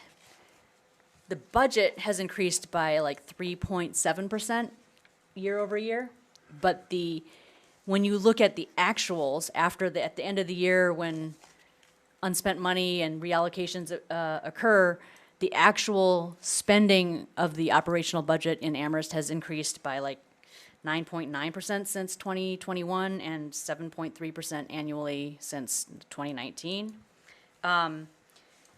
Some of the ways that Amherst sort of guides the budget process in their town allocates the same increase over different buckets that don't all contain the same costs. And so education and the region end up having some very expensive cost buckets that are not included in some of the other town buckets. And so it's by giving them the equal increase, they are actually not getting as much extra money for all of their expenses. And this relates again to some of the fixed costs or the mandated costs like retirement and health benefits that are going up by 20% or whatever a year, and much, much, much higher than sort of like the overall budget is going up. So moving forward, we are recommending that we take a multi-year strategic planning approach rather than sort of a piecemeal cut annual chopping block. That we would like to maximize internal staffing and to reduce our reliance on contracted consulting and substitute teaching positions. We would like to, we could consider property sales. I'm not sure how much that can actually do for us or how much that is available. I would like to expand renewable energy options at the schools. I think certain investments in renewable energy could lower operating costs, and that could be beneficial sort of on the long term.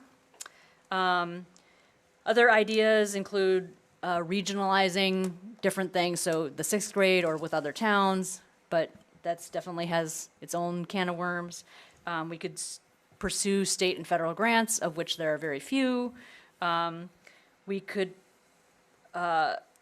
continue to work with legislatures and to get more state funding, to rework formulas, to do all of the sort of like state level revenue generation, specifically around charter schools has been somewhat, has gained some traction.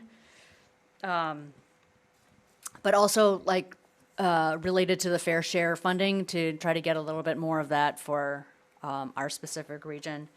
And then trying to coordinate with towns to ensure that when looking at percentage increases year over year, that we're comparing similar items. And so that if you're saying, oh, the police department is getting a 3.5% increase and the school is getting a 3.5% increase, but the police department doesn't include retirement benefits, or the police department doesn't include health insurance benefits, then it's not an accurate comparison. And so we just want to make sure that we're comparing apples to apples. And that we talk about priorities, especially around really vulnerable programming, in an open and transparent manner, so that it doesn't come as a surprise later. So things like art, music, athletics, paraprofessional support, and like late bus, other transportation items, things like that are always on the chopping block every year. And so having a discussion about priorities and how strongly or how important these extra activities are is an important part of the prioritization. I think that's it. Thank you. Bridget? So, yeah, this is really an opportunity for us to share with the committee, I think, the work that we've been doing over this past year, which was a lot. We were especially, I think, like most intensive on our focus on the statewide level. But this is a draft that we pushed through very quickly. Our original timeline was to present this in line with the financial indicators meeting, which I believe is scheduled in November. And but we pushed it up due to the Mars report because we feel like it's really important for this whole committee, everyone who's here, to have a shared understanding and start to understand both the internal and external dynamics and conditions we're under, both within our schools and within our towns, before we turn to have a dialogue with our towns. And so we just really pulled together so much of the discussions we've been having over this past year when we were sitting with our legislators, when we were meeting with our town councils and our small towns and that type of thing, to try and bring it together. I want to say in the final stretch, we rushed it tremendously. And at the last minute, we made an oopsie on open meeting law, which we still have to clarify a little what the parameters are about using a shared Google Doc. We did that for about 4 or 5 hours. We figured it out, we backed off, and we're going to clarify what it is. But my understanding is, under open meeting law, the remedy is to acknowledge it and apologize. And so if we made any mistakes in that regard, we're sorry, and we won't make them again because we're looking into what the exact rules are. So this document includes like key fiscal, legal, and political frameworks that are so important to understand in our budget. We all need to be fluent in it. I think Anna did a great job presenting it. Thank you, Anna. But it's very complex. Please, I just ask everyone on the committee to take time before we sit with our towns to read through the whole document. The document isn't in perfect shape yet, so we really want you to email to our chair, open meeting law, to Deb, our like comments, feedback, reflections, questions, because we know so much that there's no way everything we have learned over this time is here as well, and especially Deb, who's dug really deeply into it. And she can answer questions for you that you may not have even known you had. So. Yeah, so the final thing I would say is that I think this report could be stronger if we had more information, especially we're not exactly sure what the fiscal year 25 or 26 cuts, what they look like in the finalized version. We really know what was only presented to this committee. And there's people out there who know the historical data that's before even my time, and other people's times here. So there's things over these 20 years that we've lost that aren't even captured in the record as we've made this series of reductions in the time. So we just ask for this to be a draft document that's taking in those experiences, those feelings, those reflections, so that we can make it better. And then at that point, we'd like to get it to good shape, take a vote, and send it to our towns with your input, so. Can I just, Before, so I see your hand, Irv. in addition to the Chinese charter school cap expansion, PVPA's sending districts have decreased, which means a larger proportion of our students will have seats available. So previously, students who didn't get seats at PVPA will now have the opportunity to have that. So it's just, the whole charter school thing is really difficult. And I would like to say that we're somewhat unique in the state in that the charter school situation tuition affects us so greatly. So I'd really like to say thank you to Senator Comerford and Rep. Dom for taking it on, because it's a very difficult thing to do. I think they late filed a bill in June, and part of the reason they late filed it was they really had to talk to many of their colleagues to see where there might be space to make this happen for us, given that, generally speaking, it's really, really bad for us. But it's also impacts many other districts, and we are working hard to build those coalitions across the state and advocacy across the state. So, thank you. Thank you. Irv. Great job, folks. I may have a lot of questions, and obviously, as I said in the background, some of this information is going to be explosive in terms of discussion. And what I would like to see in this is that the focus on Amherst is there in the budget. But where are the other towns? In other words, that which you did for Amherst needs to be done for the other towns. For instance, you say overall Amherst operating budget share the percentage of the total budget expenditures that is allotted to the functional areas of municipal Amherst elementary schools, etc., dropped from 85.4%. So that's Amherst. What about the rest of the towns? It's been on the rise. I don't. No, I'm saying, what I'm saying, it should be included, because otherwise yeah. it seems like you're picking on Amherst. You don't need to do that. We don't need to give that kind of. Yes, thank you for that. I have to say, I have tried hard to understand the other budgets, and I don't have that insight. Right. So I would need help maybe from Right. the reps on the towns to work with your FinComs to get that parallel information. Right, because, you know, it would just be, Yeah. otherwise it's out of bounds. Right.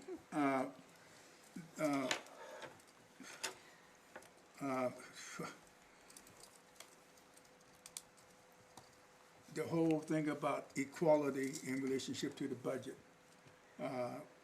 is a big thing. You know, should it be equal?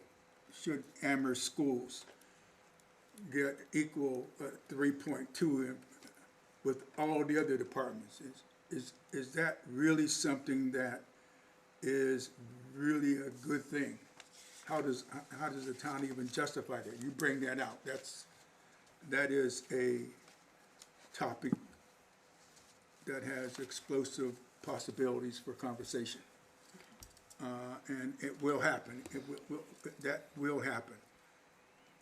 And again, I'm just wanting to say, hey, bring all the towns in there, so when this goes forward to the town and to the general population, that it's clear that we're focusing upon all the towns rather than just Amherst. Thank you. Thank you, Irv. William? I was going to say this is a lot of work, so thank you all for doing this.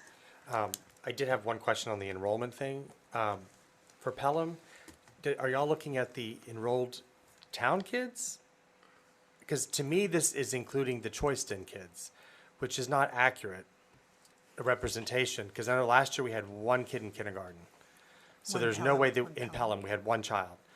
Now, if you included the kids that have Choiston, I think we had a class of like 9 or 10, which was pretty on par with years before. So I do think that our enrollment has stayed steady with Choiston kids, but those Choiston kids don't come with the same funding as a town kid. So I think we should look at that in these graphs, because Pelham's gonna say, no, our enrollment is like almost nothing, is what they're gonna say. This is not representative. It's representative of the kids that are in the building, but it's not representative of the town kids. Thank you. And the funding is different, so I would look at that. My other thing is that I believe it's 4th grade now, or maybe 5th grade for the Choiston kids has now gone away. So they used to, if you got Choiston to Pelham, you could stay at the middle school and high school automatically, and that privilege has been taken away either this year or next year. I think It's the 7th graders that current. cannot. It's already happened. Yeah. So, like, I think something that y'all could look at Yeah. is if Choice has kept Pelham consistent across enrollment, is that another strategy that other districts could do? Or could that strategy be utilized by the region to keep enrollment consistent, as Pelham has done, even though we only had one town kid last year? Just questions. I don't need answers today. Yeah, just a caveat on Pelham, a large percentage of Pelham choice students are Amherst students. Well, I think we have like 76% of our kids are choiced in for the school. Yeah, So so this chart, to me, I don't know if I would put it in there. yeah, okay. Because I know it's more than 50% are choiced in, but I think it's maybe even 70. I could be Okay. wrong. Thank you. Okay, I add myself on the list next. Oh no, I lost it. Oh, jeez. Sorry. All right. So I had a couple of thoughts about this.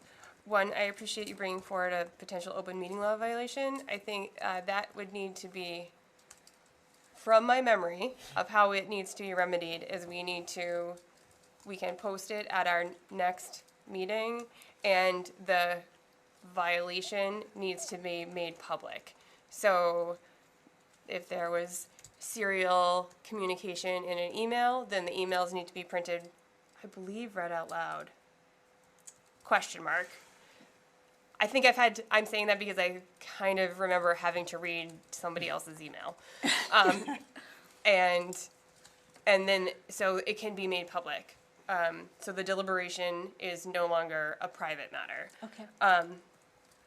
So my next couple of points were, so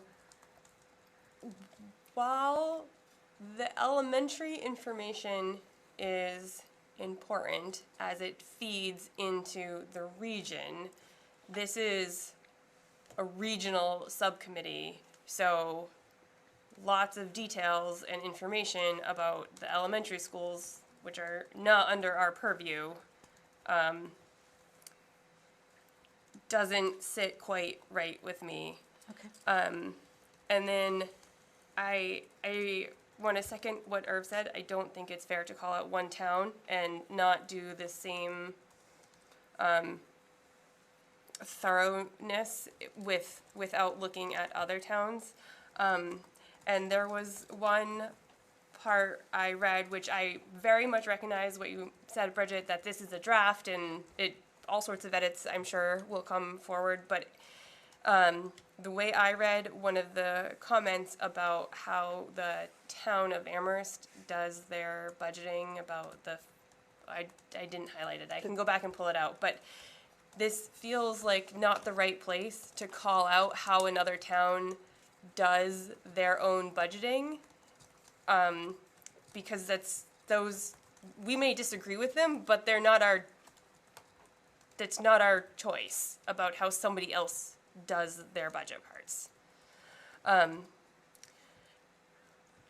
I can pull it out and forward it. And then I had more of an overarching question. So,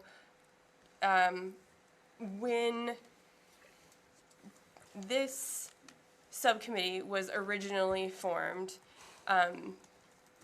I remember the conversation being about, well, the budget and audit subcommittee looks at the money going out, and this can look at money coming in. And it was more about like, figuring out about, there's some great examples in the Berkshires of how pilot programs really work between colleges and universities and the towns in which they sit, and the school, how that benefits the school system. And looking for places where we can partner with our current existing community partnerships, right? Like, there are lots of places where the universities and college, UMass and Amherst College, are very generous, and we can find a way to be productive together. I super appreciate all of the work that went into all of this. There's clearly tons of research and hours behind it, and all of the advocacy that went to a much broader, larger community. I think that you have been able to, advocate and get bills put on the docket to be voted on is amazing and very impressive, and I am very appreciative of it. But I would like to be able to, look at our local community sources and be able to partner with them in a way that's beneficial for everyone. So those are my big feedbacks. Am I on your list? You are now. Okay. Do you want to be on the bottom of the list, or did you want to respond I to just something? I Okay. just wanted to share something with you because I think it's important to the framing around your question. And also, thank you, we'll work with you on that language around the piece with Amherst, because it's not our intention to call out the particular town, but to say, hey, when you're making your budget this way, you're not considering all these extra costs that are entailed in a region. But to go to the bigger question, like our committee looked at that our situation was to look at revenue sources and find ways to increase revenue sources. So like I said, we first started with the state but in order to do that, we had to understand what we were talking about. So that's where like half this information comes from, like what we learned the first 4 or 5 months. The homework part of it. Working with the state, right? But we found out, the state money's decreasing to Amherst, right? Then we came through our own budget cycles, so we had to learn a lot about what was going on with our own budget cycles, and we learned, okay, some of that money's decreasing too. So in both of those venues, we pushed for more where we could, or we had the capacity. We also pointed out and had conversations with Dr. Z about K through 12 STEM innovation grants through the NSF, et cetera, et cetera. So that's another source. The community partners aspect, which we did have a committee for, and which was a big idea that we had, sort of is shut down by the fact that we have 2 written agreements that were signed, at the same time we were just starting to get rolling, and so we can't reopen that area at this current moment to push for creative solutions, although something like an NSF STEM grant K through 12 would be a great partnership with the university. So I just want to say we've been doing all of that, but our idea was that we noticed that our committee members are wonderfully informed in so many things, but then would start talking about this and maybe not, because of all that stuff we had to do, collected the same level of knowledge, and we thought, let's give it to you before we start talking with the town, so we don't feel like we're correcting you, but instead we're just communicating with you, Yeah, great, thank you. Anna? So I understand what you're talking about with not telling any one town how to create their budgets. I think our intention was to point out how, and this is somewhat unique to Amherst because they do their budgets a little bit differently than the other towns. The way that Amherst structures their budget discussion is by starting with apportioning the different services or the different funding for Amherst into different buckets. And I don't think any other town does it the same way. So Amherst says, we have this bucket, we have this bucket, and we have this bucket, and each bucket will get the same increase from one year to the next year. And I don't think any of the other towns do it quite like that. And that's their guidance to the different, and I think what we wanted to sort of point out in that respect is how these buckets don't contain the same costs in each, and so that by giving each bucket the same increase from year to year, actually unfairly allocates money, because some buckets that increase costs that are fixed and increase by 20 to 30% year over year are included in some buckets and not other buckets, while as certain things like salaries are included in every bucket, mostly, I think, but not quite. But like, so in order to make a sort of a blanket, this is what the increase is going to be, it would be helpful if each bucket contained the same things. And if they're not containing the same things, then to recognize that and either say it doesn't matter, this is the way it's going to be, or to say, okay, so maybe because they contain these costs and this one doesn't contain these costs, then we should, disproportionately increase this bucket over this bucket. But not to say you're doing things wrong, but just to say, look, this is the effect of that disregard for the different contents of the buckets. And it would be helpful if they were more equitable buckets. And I don't want to call out one town. And I just think that this particular issue is very unique to the budgeting process of one town and not the other towns. But I just wanted to point out, we were having that conversation in our subcommittee, and Tim brought up a similar example from Leverett, and he said that an X% for police versus X% for fire mean really different things. So I can't remember the exact way that he said it, but basically, if you're increasing for police, you get like a lot more with that same increase for police, but you're still at only like half a firefighter, like a 0.5 or something like that. And Tim can speak for himself better, but I think we're not particularly, like, we would like to include and understand the other towns. Up until just a month or so ago, it was all Amherst residents on this committee, so that's, but well enough to have this conversation in a robust way for all 4 towns, but I don't think that holds just our town alone. Okay, thank you. Did you have a follow-up? Yeah, just a little couple of things. I would, if there's any documentation that the towns have, the treasurers have been great. They've sent me the actuals when I asked for them, but it's a spreadsheet. Amherst has this 200-page book, and I'm not asking for a 200-page book, but it's really hard to read insight into just lines. So if you could, again, see if there's any kind of documentation or discussion that would be helpful around insight into those other budgets, that'd be really helpful. Context for Well, just the ways of extracting this information. What buckets of people get paid out of what funds. One of the things that I think is important to understand is that when our budget, our entire budget, consolidated budget, goes in front of the towns to discuss, it's the assessment portion of it, but it's all the other revenues together with a little bit of the grants off on the side. But the guidance that we get from the only town that provides that guidance is, this is your general fund expenditures and it needs to grow at that rate. So there's a disproportionate, I think that's what I was trying to communicate in this document, is if we're going to look at all of the school's budget, then it makes sense to look at all of the town's budget. And I don't think the other towns, as far as I know, proportion it that way. So that's all I'm saying, is you need to compare not apples to apples, but fruit to fruit, not like the meal to the fruit. So that's one point.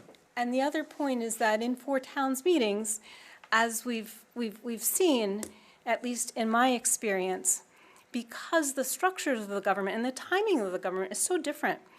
When Amherst comes to those meetings, they really come to listen.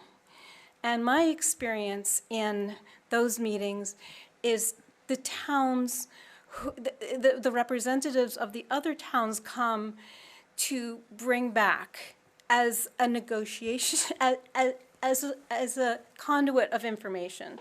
For instance, last year, Leverett, I think it was Cashew, the FinCom. That's Stutesbury. AJ, Shutesbury, said, you know, this is what we want to see happen with the schools. And if you need more money for that, that's a conversation to have. Whereas Amherst had said, this is how much we're giving you, and there's no wiggle room in that process. So I understand the necessity of doing the same kind of analysis, but you need to provide the same kind of context, and you need to provide the same kind of conversation.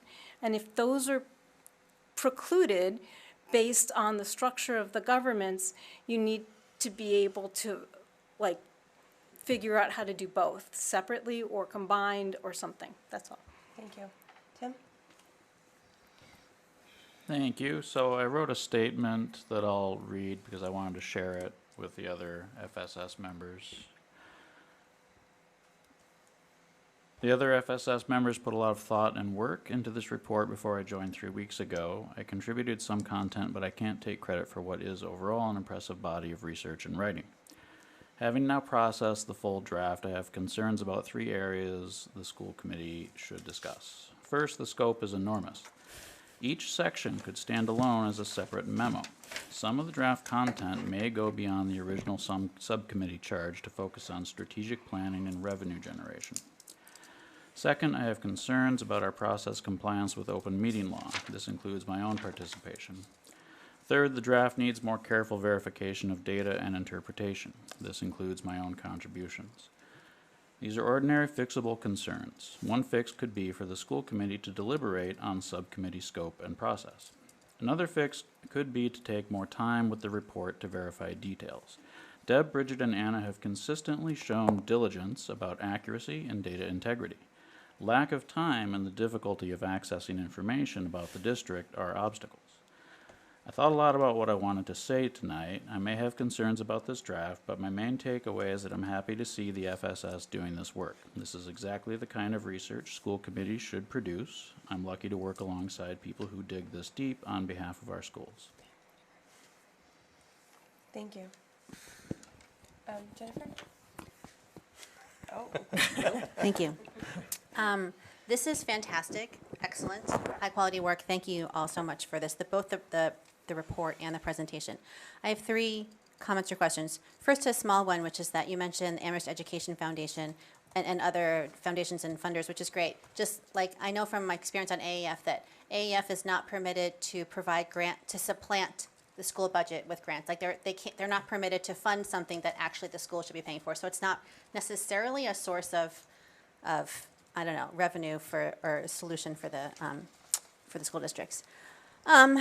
Okay, I don't have a problem picking on Amherst. I'm not really picking on Amherst, but I have a point to make about Amherst, which is that this idea of what % of the town budget is spent on education, that % is talked about a lot and is reported a lot and is reported as a different number a lot. So in your report, you say it's 47%, and I just checked on the fiscal 25 budget document from the town, and it says it's at 47%. But in the presentation on slide 9, you talk about how the shift in priorities for Amherst, the % for education dropped from 52 to 43. You don't say what years those are, but 52 to 43, as opposed to in the report, you say it's the latest year is 47. Then it was reported in our local blog that education makes up a whopping 52% of spending in Amherst. And it was linked to the Mars report, and the Mars report does in fact report education as 52% of spending. Now, we all know that a percentage is a fraction, right? There's a numerator and a denominator, and it just all and if you use different numbers for those the numerator and the denominator, you're going to get different factors, different percentages. So the Amherst Town budget is roughly $100 million, it's like hit 100 million, which is a nice round number. The Mars report, for whatever reason, has the total spending as 82 million. So maybe there's something that's not included in that 82 million, but it's making the percent look bigger because the numerator is smaller. So I'm not calling out you guys, I'm just saying maybe like be prepared the Thursday meeting to talk about the differences between that what you calculated as that figure and how other people calculate it. Just a thought. My next question is just, did you talk about a Proposition 2.5 override? I mean, I know that that's not a thing that's within the purview of the school committee, but did you discuss the idea of what that would look like? Does it even work? How would we even, is it something you discussed? I'll start and then turn it to Deb, which is, yes, we did, Jennifer, when you were on the committee. And that year, we decided, okay, let's advocate through our towns instead. But I don't think that's something that we will rule out this year. I think we have to see what the budgets look like. And if that's what we need to figure out how to support, that we will try and figure out, how to support it. But that's a very big job and one that also requires tremendous community support, so it wouldn't be something we would do on our own. And with the region, it gets really tricky because you're asking 4 towns to do that, which is, just, I think the whole reason why when we first discussed it, we pulled back. And Deb has the exact answer to your question. She really understands this really well. We talked about it a lot this week. Well, there's 2 parts to it. So, increasing Amherst's part is not going to help because everybody else has to scale up too. So I know that in terms of tax capacity, what's it called? Levy. Levy, there's room to grow in the other towns. However, the recent assessment change has eaten up like a lot of that. So maybe yes in the long run. Another thing that has come up because these inflationary pressures have been on school districts across the state. A lot of Prop 2.5 overrides fail. Another is that I'm gonna dig down on my research a little bit to say that I don't think it's something that I feel comfortable asking our voters to do, given the fact that there are places in the overall budget where there's a lot of growth for other parts of the functional sectors that aren't required to live in the general fund part of the budget. So it's a hard ask when other departments are going up at higher percentages, but operating is not. So to say that, for instance, so the percentage of the overall operating budget, overall budget that is being devoted to the operating, that's decreasing. And then we're getting a smaller part of that. So then to say to the people, well, we need to raise your taxes, that's a decision that our town leaders are making about how to apportion the revenues. And so that's a hard ask for me. I have a quick point Yeah. of order. Are you speaking about our budgets, like the school operating budgets, or you're talking about the Did town I say our? budgets? You did. I meant our, the town of Town Amherst, budget. Okay. our. All right. Yeah. That makes So way more sense to I'm me now. sorry. then. It's been a long couple weeks, you guys. Yes, girl, it has. Okay. Thank you. I have Sarah and then Tim. Okay. Yes, thank you all. It's a tremendous amount of work. I really appreciate all the data collection and the history. It sounds like you may want to or need to do some more work to address the other towns, but I guess town leaders, if you're listening, the draft is on board docs, so, could everybody read it before the Mars? I don't know, just, because if it takes a couple more months, I don't know how long it might take for you to, for us to approve it or vote for it, or endorse it, whatever the process is going to be. But then I would, it's data and analysis through page 14, through page 5. I would suggest that we pull out section 6. I think that's, but leave the end notes. Section 6, which is the strategies and recommendations, because I'm not going to go and check all your work, right? You guys you've collected data, you've done a lot of thinking, the enrollment trends, the cuts I'm so fascinated that you've collected all the various cuts over the last 14 years or more in our program. It's that really hits. It's quite striking. But then the strategies and recommendations, I think that those are things that we should collectively, like, this is information. Okay. It's information, and the towns can use it or not, or look at it aside, next to Mars reports, or they've had their own ongoing questions for years about, your enrollment, your this, your that. So that's just information. But I think what we do with it, what we are going to do with it, that's something we can all have opinions about once we've mastered all the information you've given us.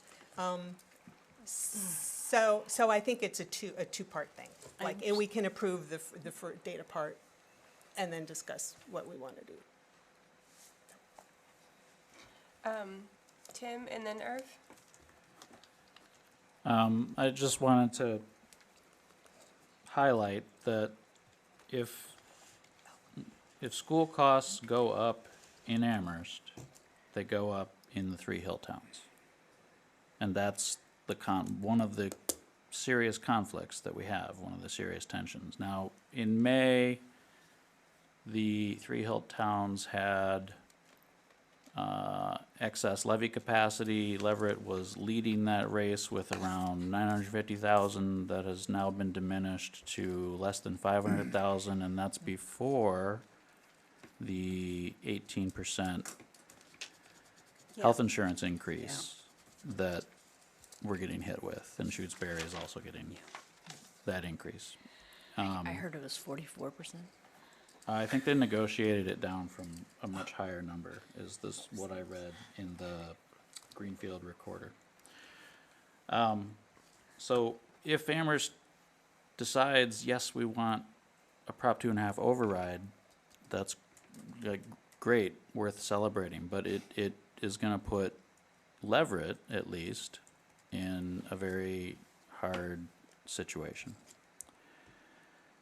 And so just bear that in mind, that a Prop 2.5 override, right, while it's an Amherst Democratic decision, like, there's no way to do that with our current regional agreement without putting the hill towns into a budget bind. I have Can Irv, I add and some then information to that point? do you have a point of information? Yes, because I'm aware of a regional district in the southeastern part of the state that wanted, both towns asked for 2.5 overrides to fund their regional school, passed in one, failed in another. It's not happening. Amherst can't force that on any other town. All the towns would have to have one. Right, it may not force a Prop 2, it may not require an override, right, in Leverett, but it can put us into a precarious budget situation, because what we have in Leverett is close to 65% of our budget is schools. So that leaves 35% for all the other departments to fight over, and it's just not going well. And it remains that high, and it's been that high for decades, and we want it to go in the other direction, but we can't get it to go in the other direction with the way things are done in Amherst. Thank you. I have Irv and then Jennifer, and then I think we need to move on to our next topic, which will hopefully be brief because we are bumping up against our 2.5 hours. So this fiscal sustainability strategy and recommendations, please keep that in there. I mean, because to take that out is like you are now like you're dressed to go out to dinner, but you forget your shoes. This is something that is necessary. Not to do this, would be criminal. It really would be criminal because this is what it all leads to. Yeah. Yeah. So please keep it in there. Thank you, Irv. Final comment, Jennifer. Just quickly on the idea of a Proposition 2.5 override, it's complex. It's very complex, and our region is complex. But I would urge us not to talk ourselves out of it or make declarative statements about how it can't be done, or even say, I couldn't ask the voters to do this. Right now, in this moment when we're just barely touching on it, like if it would require study, it would require research, it would require a lot of things, but let's not talk ourselves out of it now. And it's not something we impose on voters, it's something we ask voters to approve or not. I'm going to reply to that because there was a little bit of, I feel like, mischaracterization. I'm not making a declarative statement about what Leverett will or won't do. I don't know, and there's more deliberation to be had. What I'm saying is that Amherst, please think of the hill towns when you deliberate these big budget moves, because that is what I see missing, is consideration of all 4 towns in discussions that are Amherst-centric. Thank you. All right. Report from the Budget and Audit Subcommittee. Chair Sarah. Ours is only half a page, not even. Good, just because we met 2 weeks ago. It's very straightforward. I don't want to read it out loud. You can read it. This meeting was to respond to Tracy's announcement about cost centers, and anyway, we're trying to work that out. Figure out what those are going to be. In fact, I think the way we left it, Dr. Z and Nyby, who's the compliance officer, are going to propose some cost centers for us to consider. And the elementary districts don't have to use this same ones, although Margaret said that Pelham is a cost center. It's just one school, so it's not really a problem for them. Anyway, so that's it. It's very complicated, actually. So I listened to the meeting and I listened and looked at the definition of cost centers, and it includes departments or units. And I believe that's the way, of course, there's a lot of detail under the budget book subsections, but I think the way the budget book is organized right now, it will tell us math department, guidance unit, like that it gives us cost centers that aren't so big like middle school or high school that we can't determine anything out of them about the educational characters of what we're providing, but aren't so small that we're getting into, no, I can't cut AP X or Y, right? I feel like, honestly, that the folks like Shannon and Dr. Z have a ton of work to do. I don't know why we wouldn't stick with those sort of cost centers we have.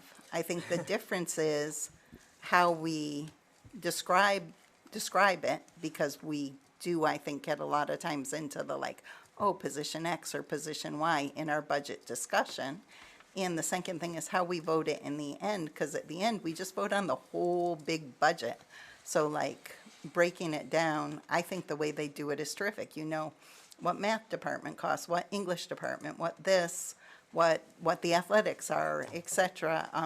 I do think there was a suggestion to add legal. That was a great one. But in general, we need the cost centers to be informative enough that we know what we're talking about, but not so informative that it hamstrings our leadership.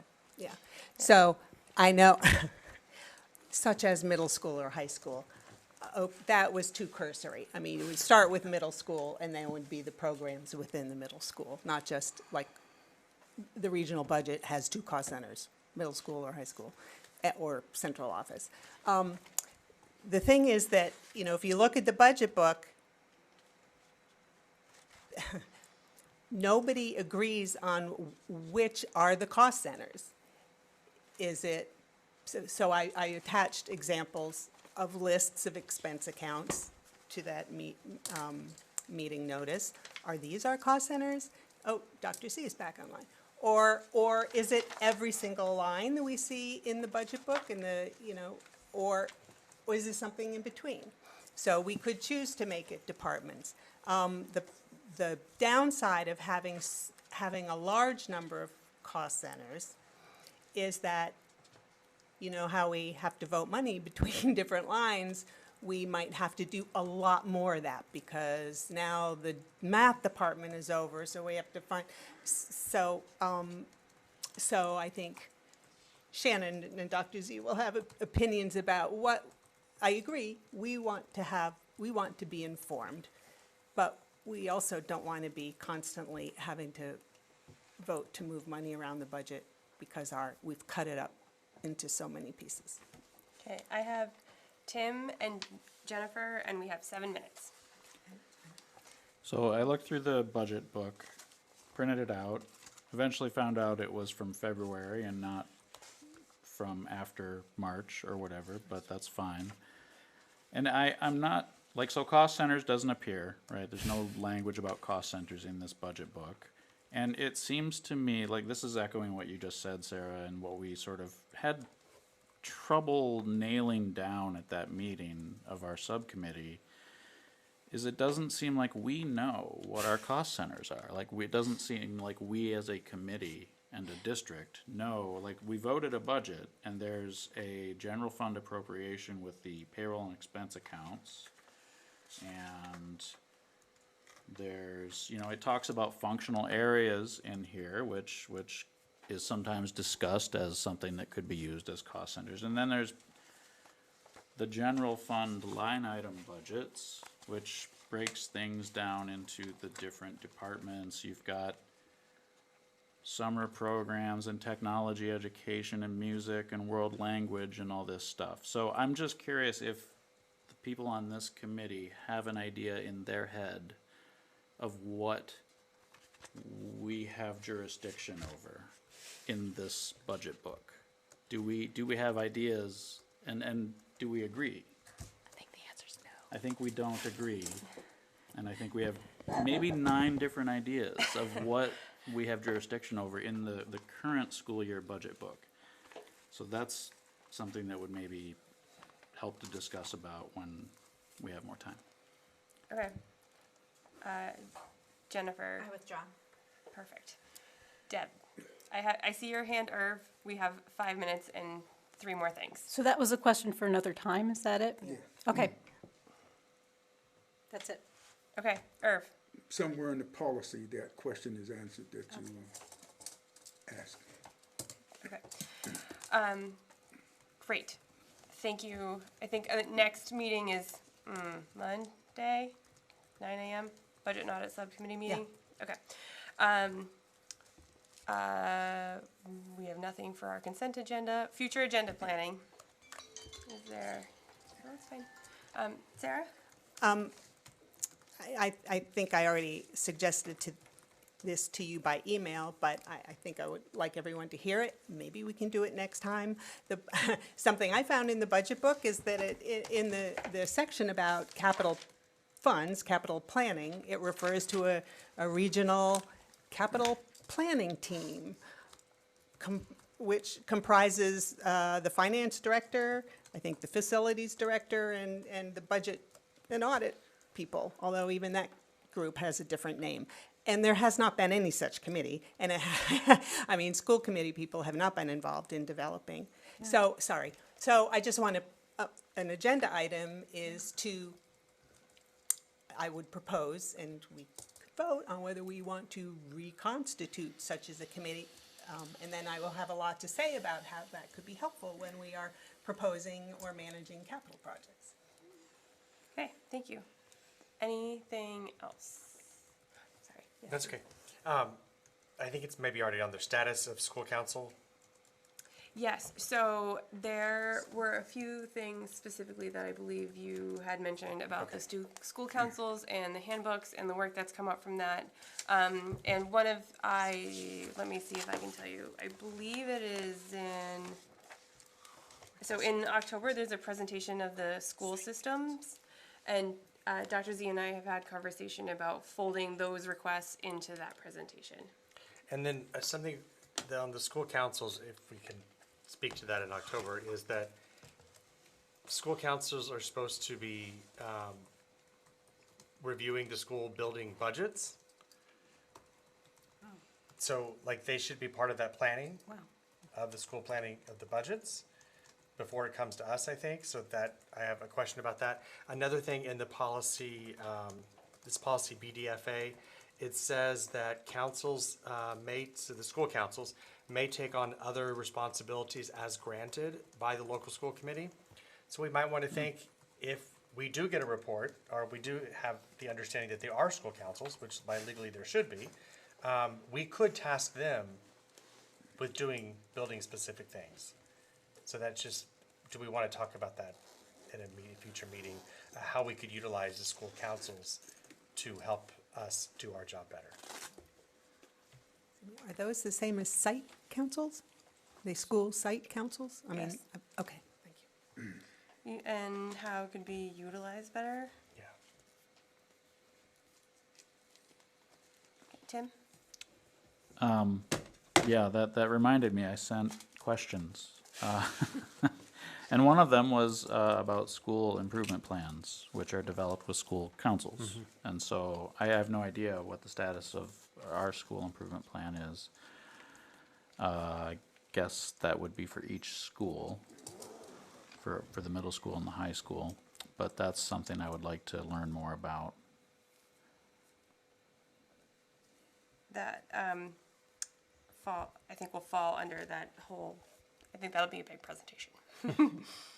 Is it improvement plans? On school councils, you mean? Got it. Thank you. Okay, great. If there's anything further, feel free to email me. I move we adjourn. Second. Yes, all in favor of adjourning? Aye. Perfect. Good job, team. It is 8:59. I see 9 p.m. Mine says 8:59 still. All right. I forgot to ask. But as the official minuter, you can. No, I'm good with 8:59. I'm not gonna quibble on a minute. That's very good, my God. Thank you.